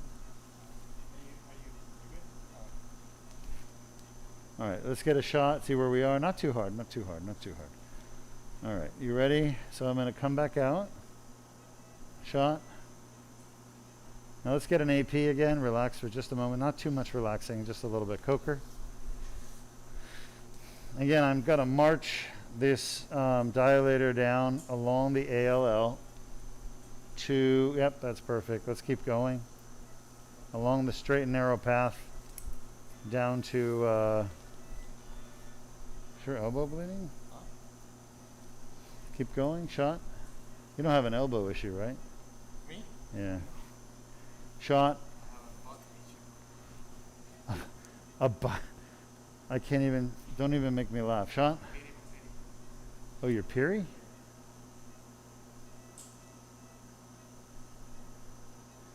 Shot.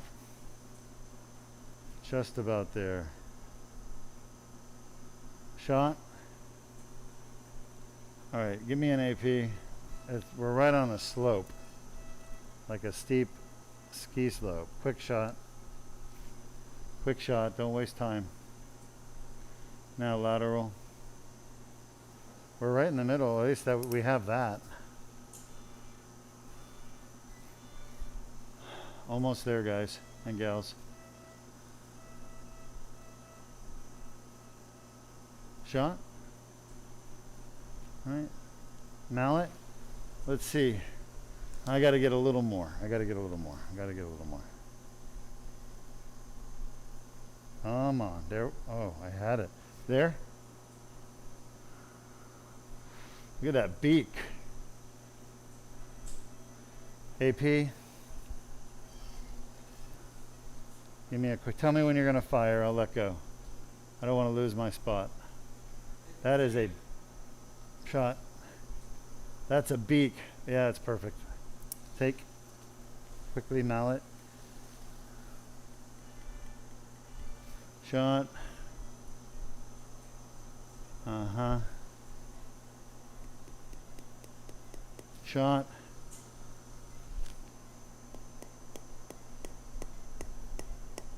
Shot. No. Shot. Shot. Shot.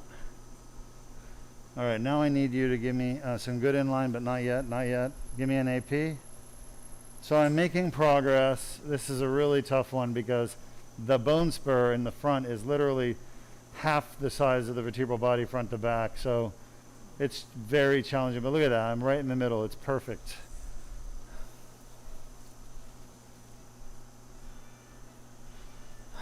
And I always say God willing because it's not in my hands. It's in God's hands. And if he wants it, he or she wants it to happen, that's how it happens. So if I can't get it, I can't get it. I don't try to force it to the point that the patient's going to be having issues. So shot. We're making some good progress. 2, 3, 4, 5, 6. Everyone agree we're at 5, 6. I am going to need the pipe cleaner in a moment. Shot. Shot. It's just so collapsed. So collapsed. All right, everyone relax for a minute. I'm going to do a discogram.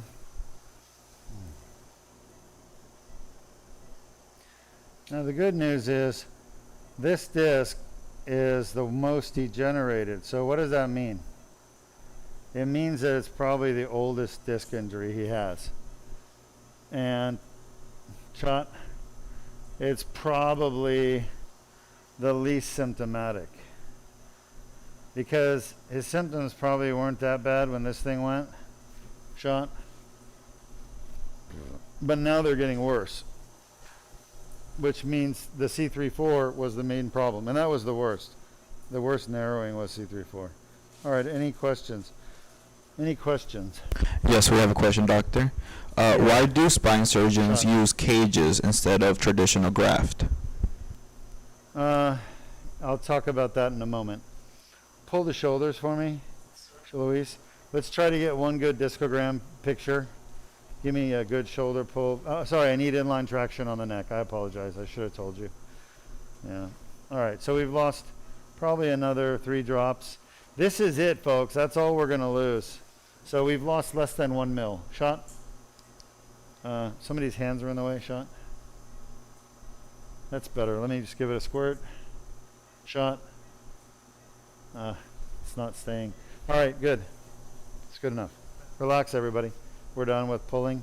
We are in our final disc. This is C5-6. You can count from C2, the tall one at the top, 3, 4, 5, 6. 2, 3, 4, 5, 6. Look at that listhesis at C3-4. Show them the C3-4. And there's no way to bring up the first picture, is there? Yeah. There's no listhesis. We fixed the listhesis, basically. Huh? Is there any way to bring the old one up? No? Honestly, I didn't expect to fix the listhesis, so it's just the cherry on top for this gentleman. I'm happy for him. All right. Shot. So this is going to be challenging. Is that you or him? All right. You scared me there. Give me a little shoulder pull. It's true. Actually, let me do it. Take this. Always through an intertrick is never a good sign. Yeah, that's what I was going to say. Is that him or you? All right. That looks really good. I just need a little more. About 4 millimeters more, maybe 5. This is so bad. I can feel it. It just doesn't want to give anything up here.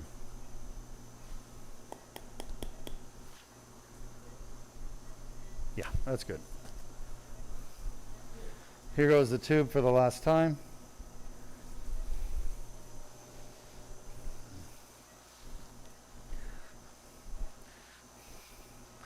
So great question so far today. Let me answer the graft one. Oh. Why do surgeons use cages instead of grafts? So I am a cage user, just so I can clarify. Grafts are basically usually made out of bone, and they are harvested either from the patient's iliac crest, which is their hip, which is a really bad idea. I don't do that. And that's kind of fell out of favor in spine surgery, many years ago, like literally 20 years ago. So there are still spine surgeons that take hip graft. It's a bad idea. You don't need to. Maybe they need to because their surgeries don't do well without it, but you can have really good surgery results without taking any hip graft at all. Now, the other place you can take graft from is what's called local autograft when you're drilling bone spurs down. And I do that. I take local autograft. You can also take autograft from the patient's femur, which is a really bad idea. So, long story short, grafts are autografts or allografts, two types. Allograft means it comes from another source. Autograft means it comes from that patient. Auto is the patient. There's two types of autograft. Sorry, three types. He's asking about tricortical I'm sorry? grafts. Yeah, tricortical is like an iliac crest. Yeah, he's asking about that. All right, fine. Yeah, but I know that the question was about maybe a specific type of graft, but I'm giving a general answer to teach everybody that's listening. So I will get to your tricortical graft in a moment, which is an iliac crest graft. Basically, there's two types of grafts, autograft, allograft, and structurally there's two types, structural and morselized. Morselized are little bone chips that aid in fusion.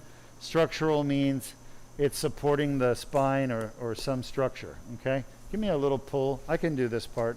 Give me a pull on the shoulders. I gotta see if the tip is advancing. I don't think it is. I can see it. No, we don't need him. Just you. That's good. That's good. Shot. How about with Huh? line eyes? What? For him, he's gonna open a little bit for you. Yeah, Luis is right. We probably do need a little inline traction if you don't mind giving it to us. I'm sorry.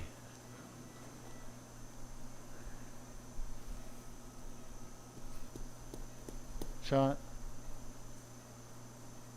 Your hands are in the way, Luis. You got to go further down the shoulder and grab it and pull it south. Shot. Yeah. Let's pull the dilator back just a little bit, just to be safe. Do we have something to pull it back? All right, so to answer your question, or try to answer your question, go ahead and loosen it up if you can. I may need a little inline traction just for this part too. Just the dilator, not the tube, Luis. Let me give a little pull. Give me a second. Good. Yeah. You're getting it? Yeah. Shot. Oh, okay. And again, just bring it back a little bit. Shot. More. Shot. Try to bring it back a little more. Shot. Huh?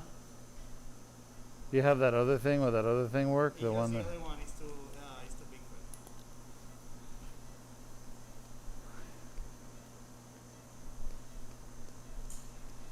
it. Shot.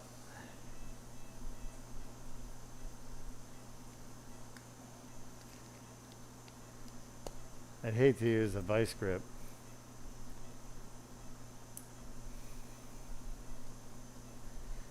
Yeah, so this disc is so degenerated and collapsed and scarred down that it's just so difficult to get through the disc to the back. Anything? Shot? Oh, you got it. Yeah. All right. That's better. Just leave it for now. Yeah. All right. So anyway, I'm going on this long explanation of grafts. So there's autograft versus allo. Auto is the patient, allo is some other source, another animal. Could be coral. We used to have coral grafts. It's another animal. But usually it's cadaver bone. Good quality cadaver bone. All right, we got a picture. Shot. Shot. Shot. Shot.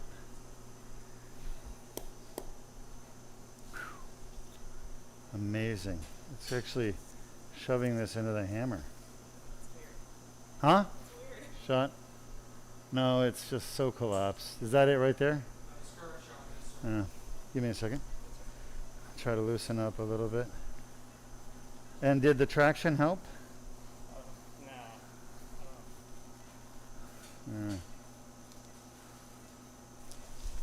Okay. So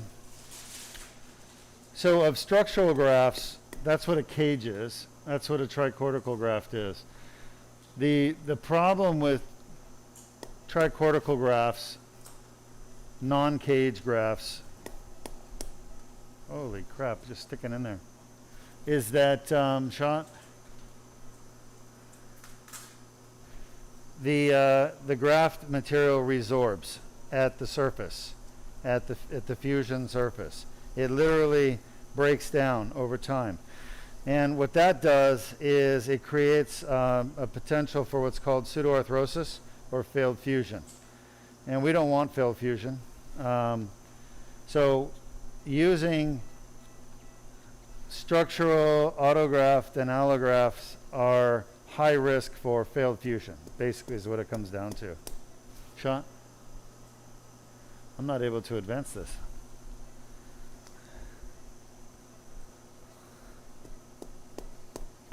Sean? All right, there we go, a little bit. Sean? Sean? All right, good. We're making some progress. Yeah, this disc is just so crappy. All right, so what are we going to do here, Luis? We need to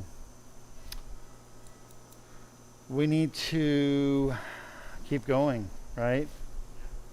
I need to pull the shoulder a little, and I'm going to give it one more advance, and then we're going to bring back the dilator. Shot?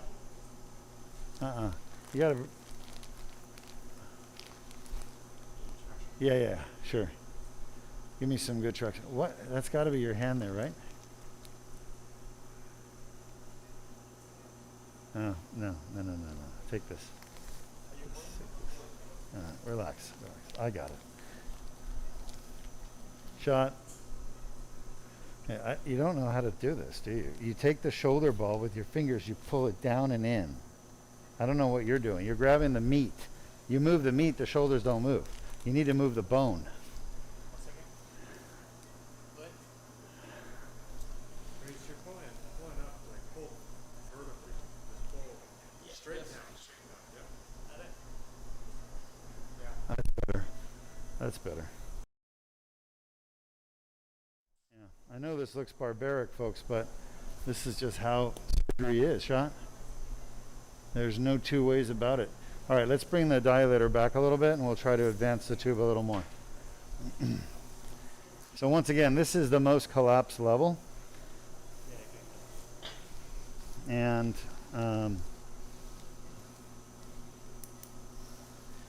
Shot. It's too much. Why is those damn wires there?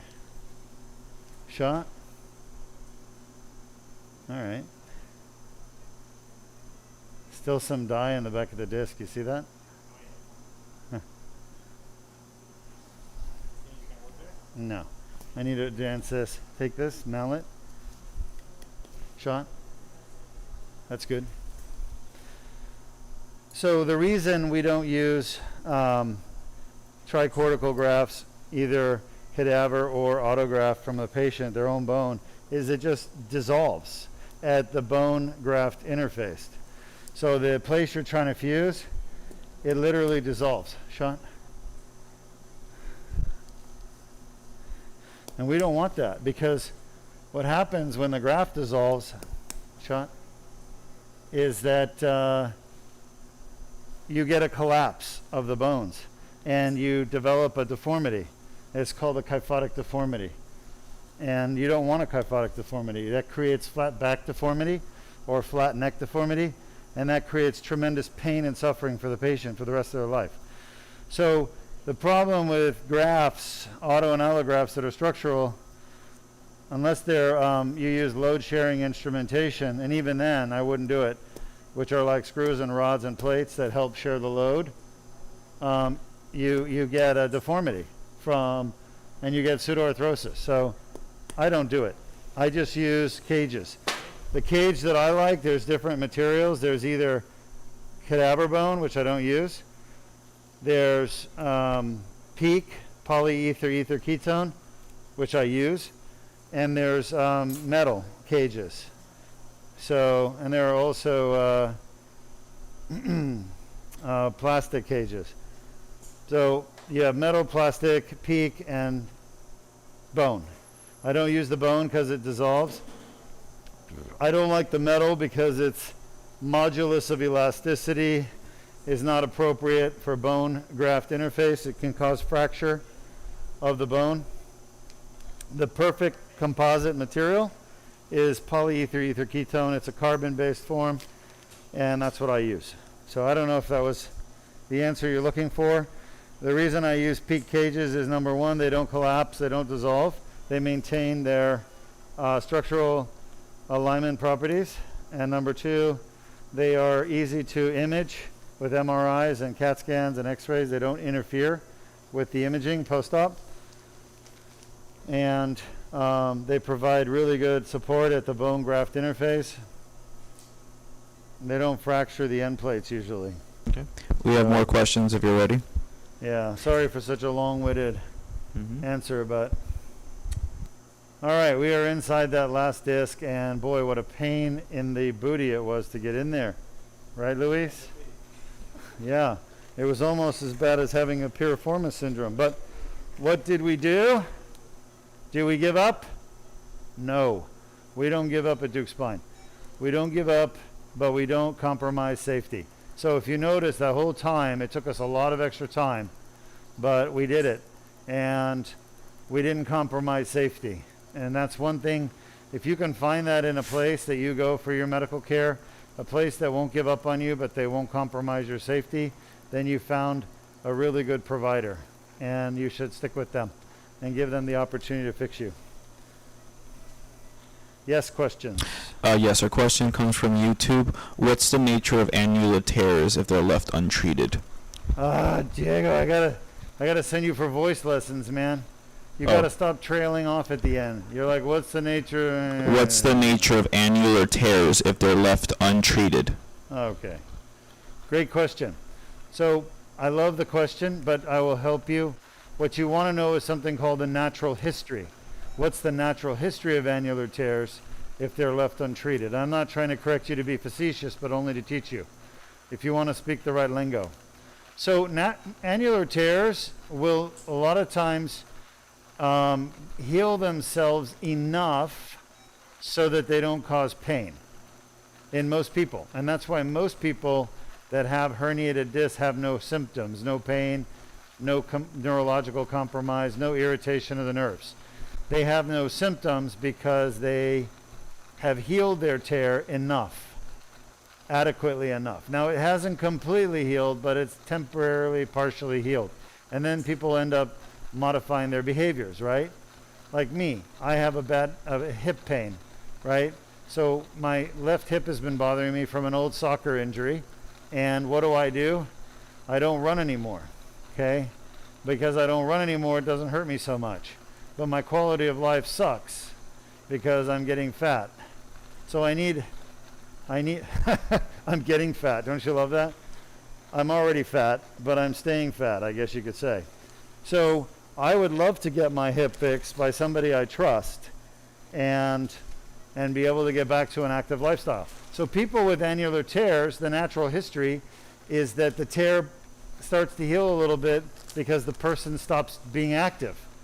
And then they get active again, and guess what? It hurts. So the natural history, unfortunately, is that the tear will never completely heal itself unless you do the Deuk laser disc repair.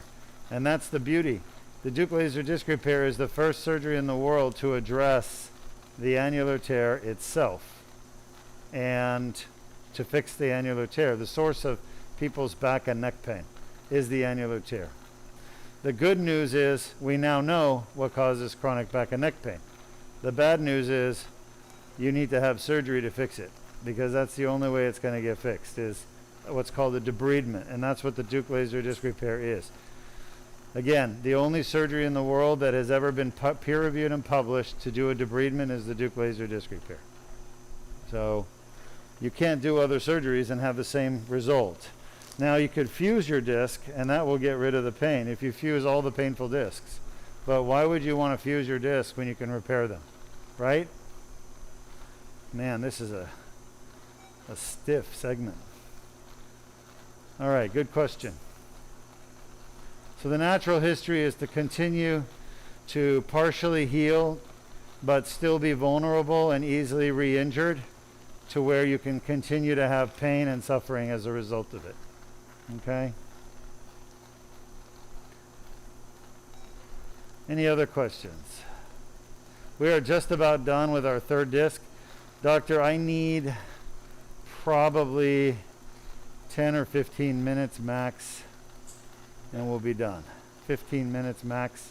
We'll be ready to extubate. Okay. A comment on YouTube wants to know your thoughts on interspinosus spacers. I didn't hear that. Interspinosus spacers. Interspinous spacers. Mm-hmm. Yeah, my thoughts on interspinous spacers. Horrible. I don't do them. You want to know my real thoughts or just whether or not I do them? You want to know? They want no filter. Huh? They want no filter. I'm sorry, I couldn't really hear what you said. They said they want no filter. No filter. Oh, no filter. Yes, no filter. Interspinous spaces created by some biotech company that bioengineered it, saw it as a opportunity, like theoretically, in theory, if we put a spacer between the spinous process, it should open up the foramen and get the pressure off the nerve roots and treat pinched nerves, right? Theory, great, but in practicality, it doesn't work. And these people always go back for more surgeries. So it doesn't work. But the key here and why they're being promoted so much is because pain management doctors are putting them in surgically. So pain management doctors normally get paid a few $100 for a procedure, but this is a procedure they can make thousands of dollars doing. So to a pain management doctor who the representative from that company that makes them goes and visits the pain management doctor's office and says, hey, you could put this in surgically and make $1,000. Doesn't that sound good? And the pain management doctor goes, oh, wow, but I'm not a surgeon. And the rep says, it's okay. We have pain management doctors doing them all over the country. Really? Don't they get in trouble when there's a complication? Oh, but we help each other out. We'll cover for you. So you can put in hundreds of them, and if you have complications, we'll just cover for you. So basically, it's a corruption of medicine where a surgical procedure, putting in an implant, is now allowed to be, not really allowed, but it is being done by pain management doctors. Because pain management doctors sort of operate under the radar. They work out of surgery centers that allow them to do these procedures because the surgery center is incentivized. They're making a ton of money on it, right? Again, I don't have a problem with people making money in medicine. Don't get me wrong. People should make money when they're doing what's right for the patient. But when they're doing things that are not right for the patient because they don't work well, they shouldn't do that. Okay, I could do all those things, but we don't do interspinous spacers. If somebody calls me and says, hey, I want to pay you cash to do an interspinous spacer, I'm going to tell them no. I'm not going to do something that doesn't work. Okay? So that's the problem, is that so many people have compromised their morals and values and ethics to make money. And interspinous spacers are like spinal cord stimulators, They're a way for these pain management doctors to make a lot of money to do a procedure. And normally they don't make that kind of money. So you don't see a lot of surgeons doing them. You do see a lot of pain management doctors doing them. And again, I just told you why. Because it is something they can get away with doing that's sort of under the radar. But it's a low complication rate, but it just doesn't work. So yes, it's a relatively safe procedure, relatively, compared to like fusions, but it just doesn't work. So why do something that doesn't work? That's really the reason, And the answer, unfortunately, is not something that I make these answers up. It's an answer that's made up by the pain management doctor. Okay? It's an answer made up by the pain management doctor. I don't make their answers for them. All right, this is the last disc, and I'm telling you, there's not a lot of herniation here. It's mostly bone spur. I'm going to do everything I can, but there'll still be bone spurs here, but I'm trying to get some of the pressure off the spinal cord with this laser surgery. We have a follow-up question. Yep. On YouTube, they want to know, what about the mild procedure? Mild procedure. Again, there's a group of procedures that pain management doctors are doing all over the country. They're starting to really invade like weeds in a garden. Okay? And the mild procedure is another one of those treatments that pain management doctors are trying to promote that surgeons, real surgeons, won't do because it doesn't work. But it's one of those fringe procedures that's like, close enough to pain management that they may get away with it. But the problem is when they start having complications, they're going to be in a lot of trouble because they're not going to know how to manage them. The things you learn as a surgeon in your training is not just how to do procedures, but you learn how to manage complications, and more importantly, how to prevent complications, how to stay away from getting in trouble. And pain management doctors don't have that training. So just because they've been trained to do a mild procedure, by some rep at a company that wants them to do the procedure, remember, the mild procedure makes a company a lot of money. You understand that? It makes a company a lot of money. So those companies are like, well, the surgeons don't want to do this, so let's go to the pain management docs. By the way, there's a lot more pain management docs than there are surgeons. So their market has massively increased, and pain management doctors see patients with spinal stenosis. So they're thinking, okay, let's go for the pain management docs. Because the pain management docs, honestly, love the money, and they love the ability to do more than they're really supposed to be doing. And they basically seduce each other into this relationship where the patient is basically the guinea pig or the sheep that's being mistreated, and the patient pays the price. I honestly hope insurance companies crack down on this nonsense. So one thing that I actually wish the insurance companies would do properly, they just want to allow these mild procedures to be done, and they want to avoid the big surgeries, the open surgeries, the expensive ones, which I don't blame them. From a financial standpoint, that makes sense, but from a standpoint of what's best for their beneficiary, the patient, that doesn't make sense. I've been trained on the mild procedure. I don't do it. I was trained when it first came out. I remember they used to go to our meetings at the American Association of Neurological Surgeons and the Congress of Neurosurgeons, and they would have their booth there, and they would have their rep, and they would have the spine out there, the model, and they would be trying to tell us, oh, this new procedure is great. And I looked at it, I'm like, this is garbage. Like, this isn't going to last. If it helps somebody, it'll help for, first of all, it's high risk of complication. We're done. Second of all, it's not going to last. They're not doing enough to really make a difference that's going to last. So I recognize it as a farce. But here's the problem. Let's say you create a company that has the mild procedure. Basically, all you're doing is creating an instrument that a pain management doctor can use to do surgery, okay? And it's called a disposable. And disposables in spine make a lot of money because they're cheap to manufacture and they're used one time and then it's gone. So they got to buy it again.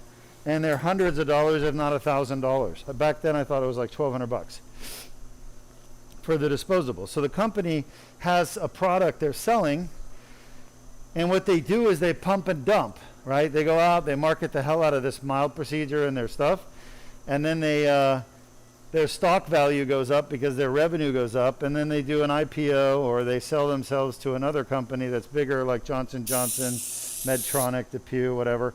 Basically, they pump their value up through sales, and then they sell out. But in the end, it's really not a very good investment if you're an investor because the technology doesn't work. Yes, Yes, it can be done by more pain management doctors than surgeons. There are what?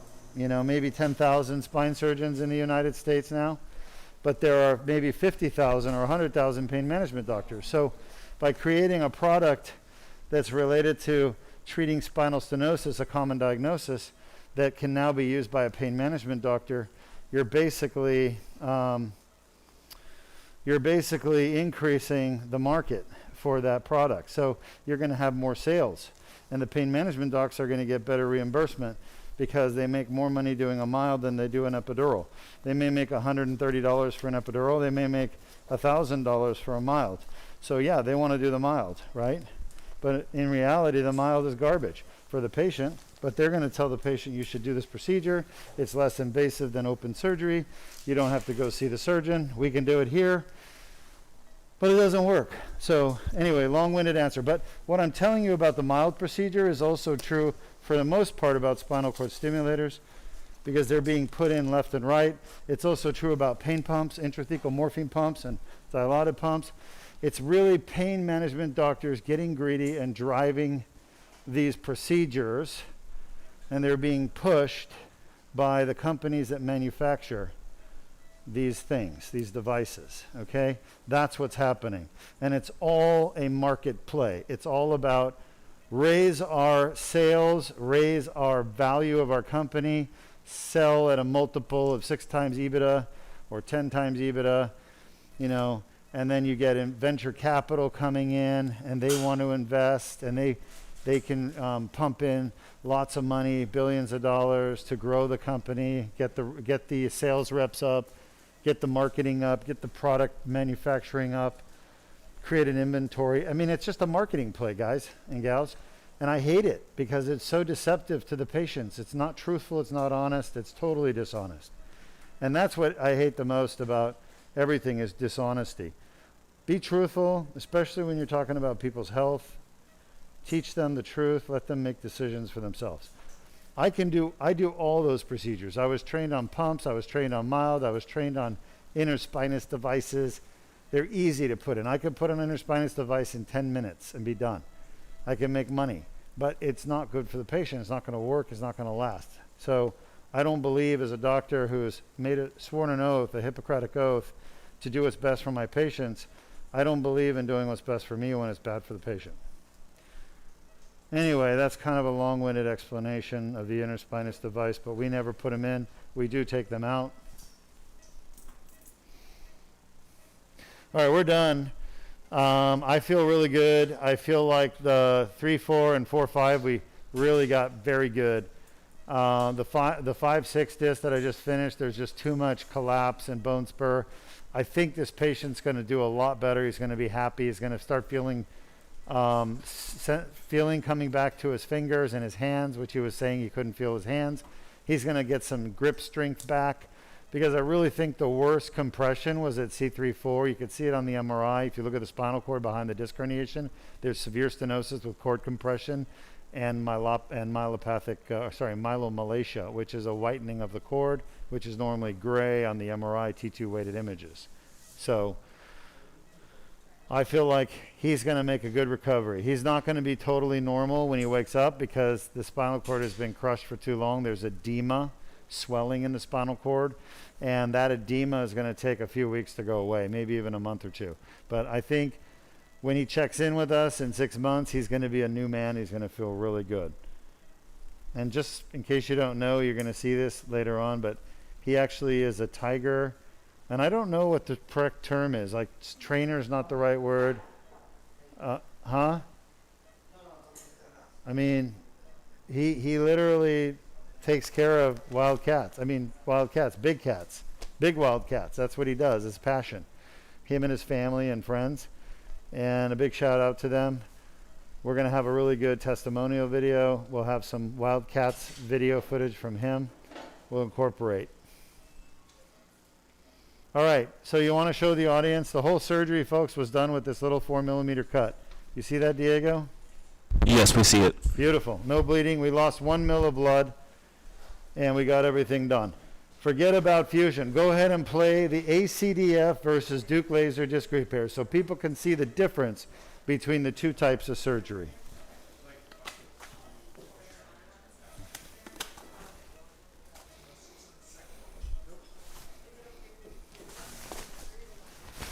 Deuk laser disc repair, a comparison with traditional spinal fusion surgery.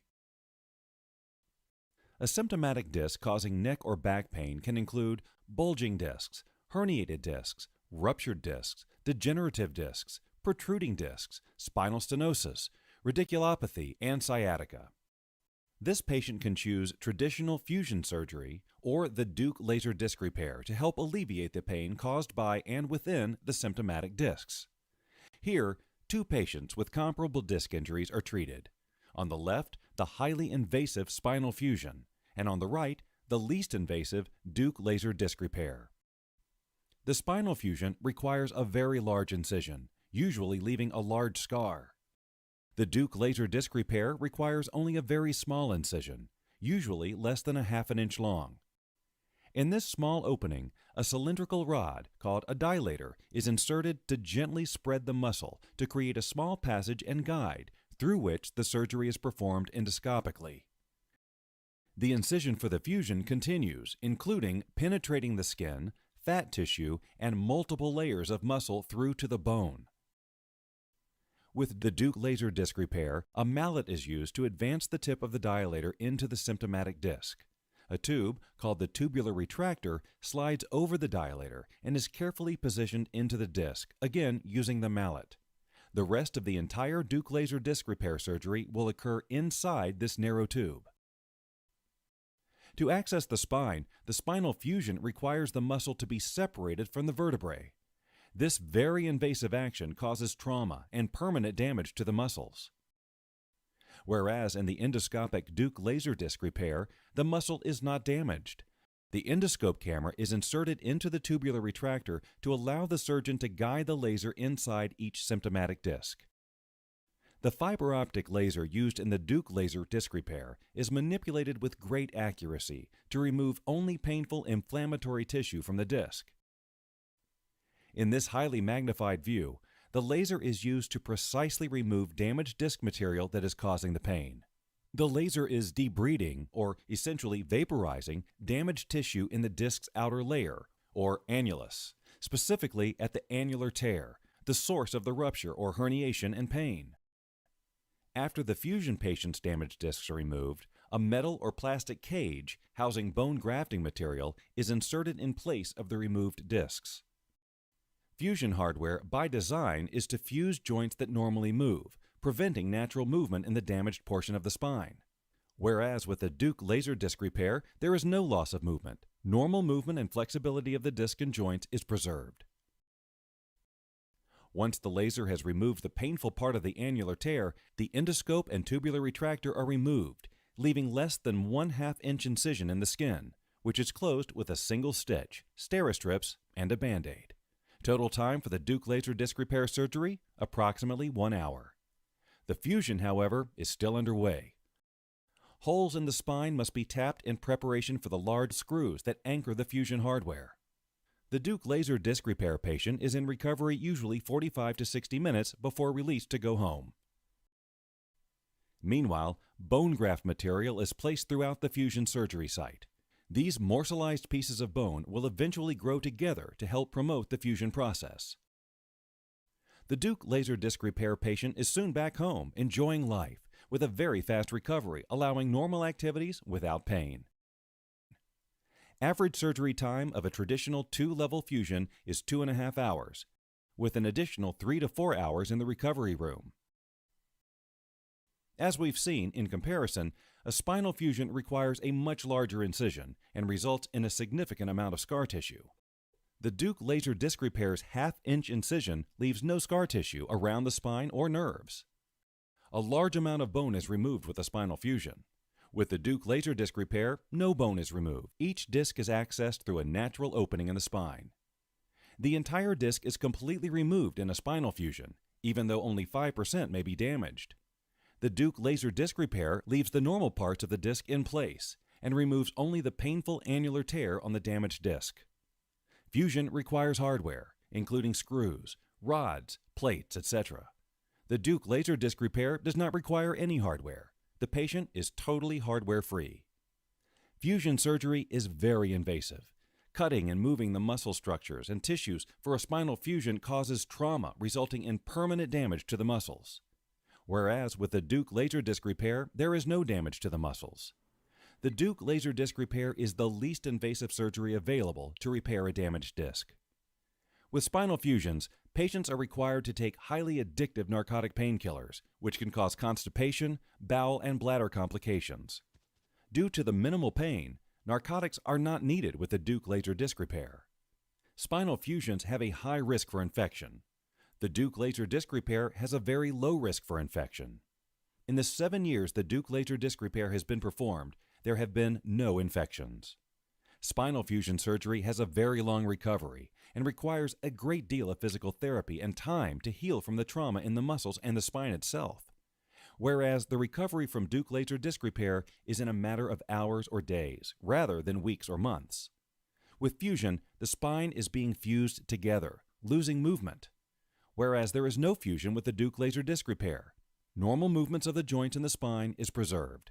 Spinal fusion results in loss of mobility. There is no mobility loss with the Deuk laser disc repair. In fact, most Deuk laser disc repair patients experience improved mobility after the surgery. The Deuk laser disc repair is FDA approved. All the instruments and equipment used are FDA approved. This proprietary surgery itself has been peer-reviewed and published and is performed exclusively at the Deuk Spine Institute. With the highest published success rate of 95%, the Deuk laser disc repair is proven to be the most successful and least damaging spinal surgery in the world for the treatment of symptomatic damaged discs causing back pain, neck pain, sciatica, and radiculopathy due to herniated, degenerated, or bulging discs.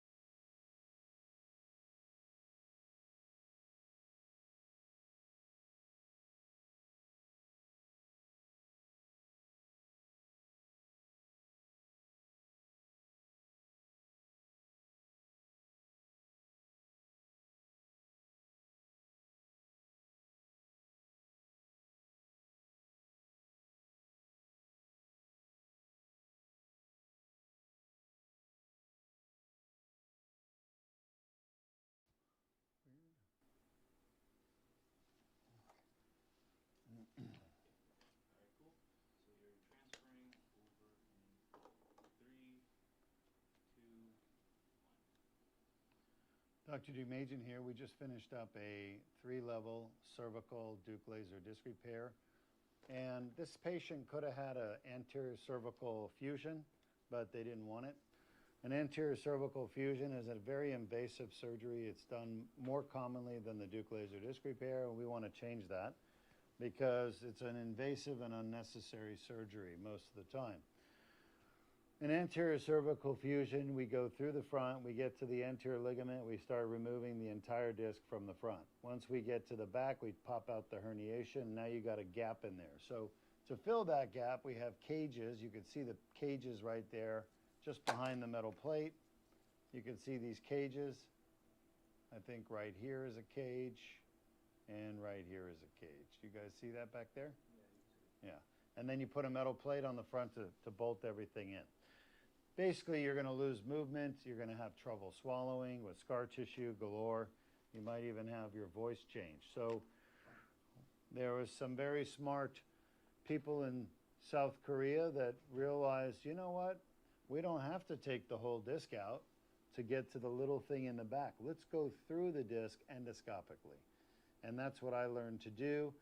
You can penetrate the disc. It's all water. You get to the back, and you can zap away the herniation through the disc. It's called transdiscal because you're going through the disc, endoscopic because you're doing it endoscopically. So it's an endoscopic transdiscal discectomy. What I added for the Deuk laser disc repair was an annular debridement. And the annular debridement is really what I do most of the time, is debriding the annular tear.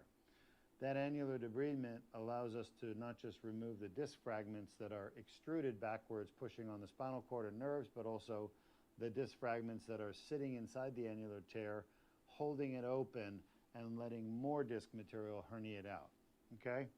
So by repairing the annular tear with my laser, I'm able to allow the disc, the back of the disc, to heal naturally so that no more herniations happen. And if you give it a year to heal, it'll be rock solid, strong, and you won't have another problem the rest of your life. The other thing that happens when the annular tear forms and you get inflammation in the back annulus is that that inflammation spreads throughout the whole disc. It's juice. It's just being released. It's going through the disc. It's going backwards on the thecal sac, which you can see here. Okay, so behind the disc back here is this thing. Those are your nerves. That's the spinal cord and thecal sac.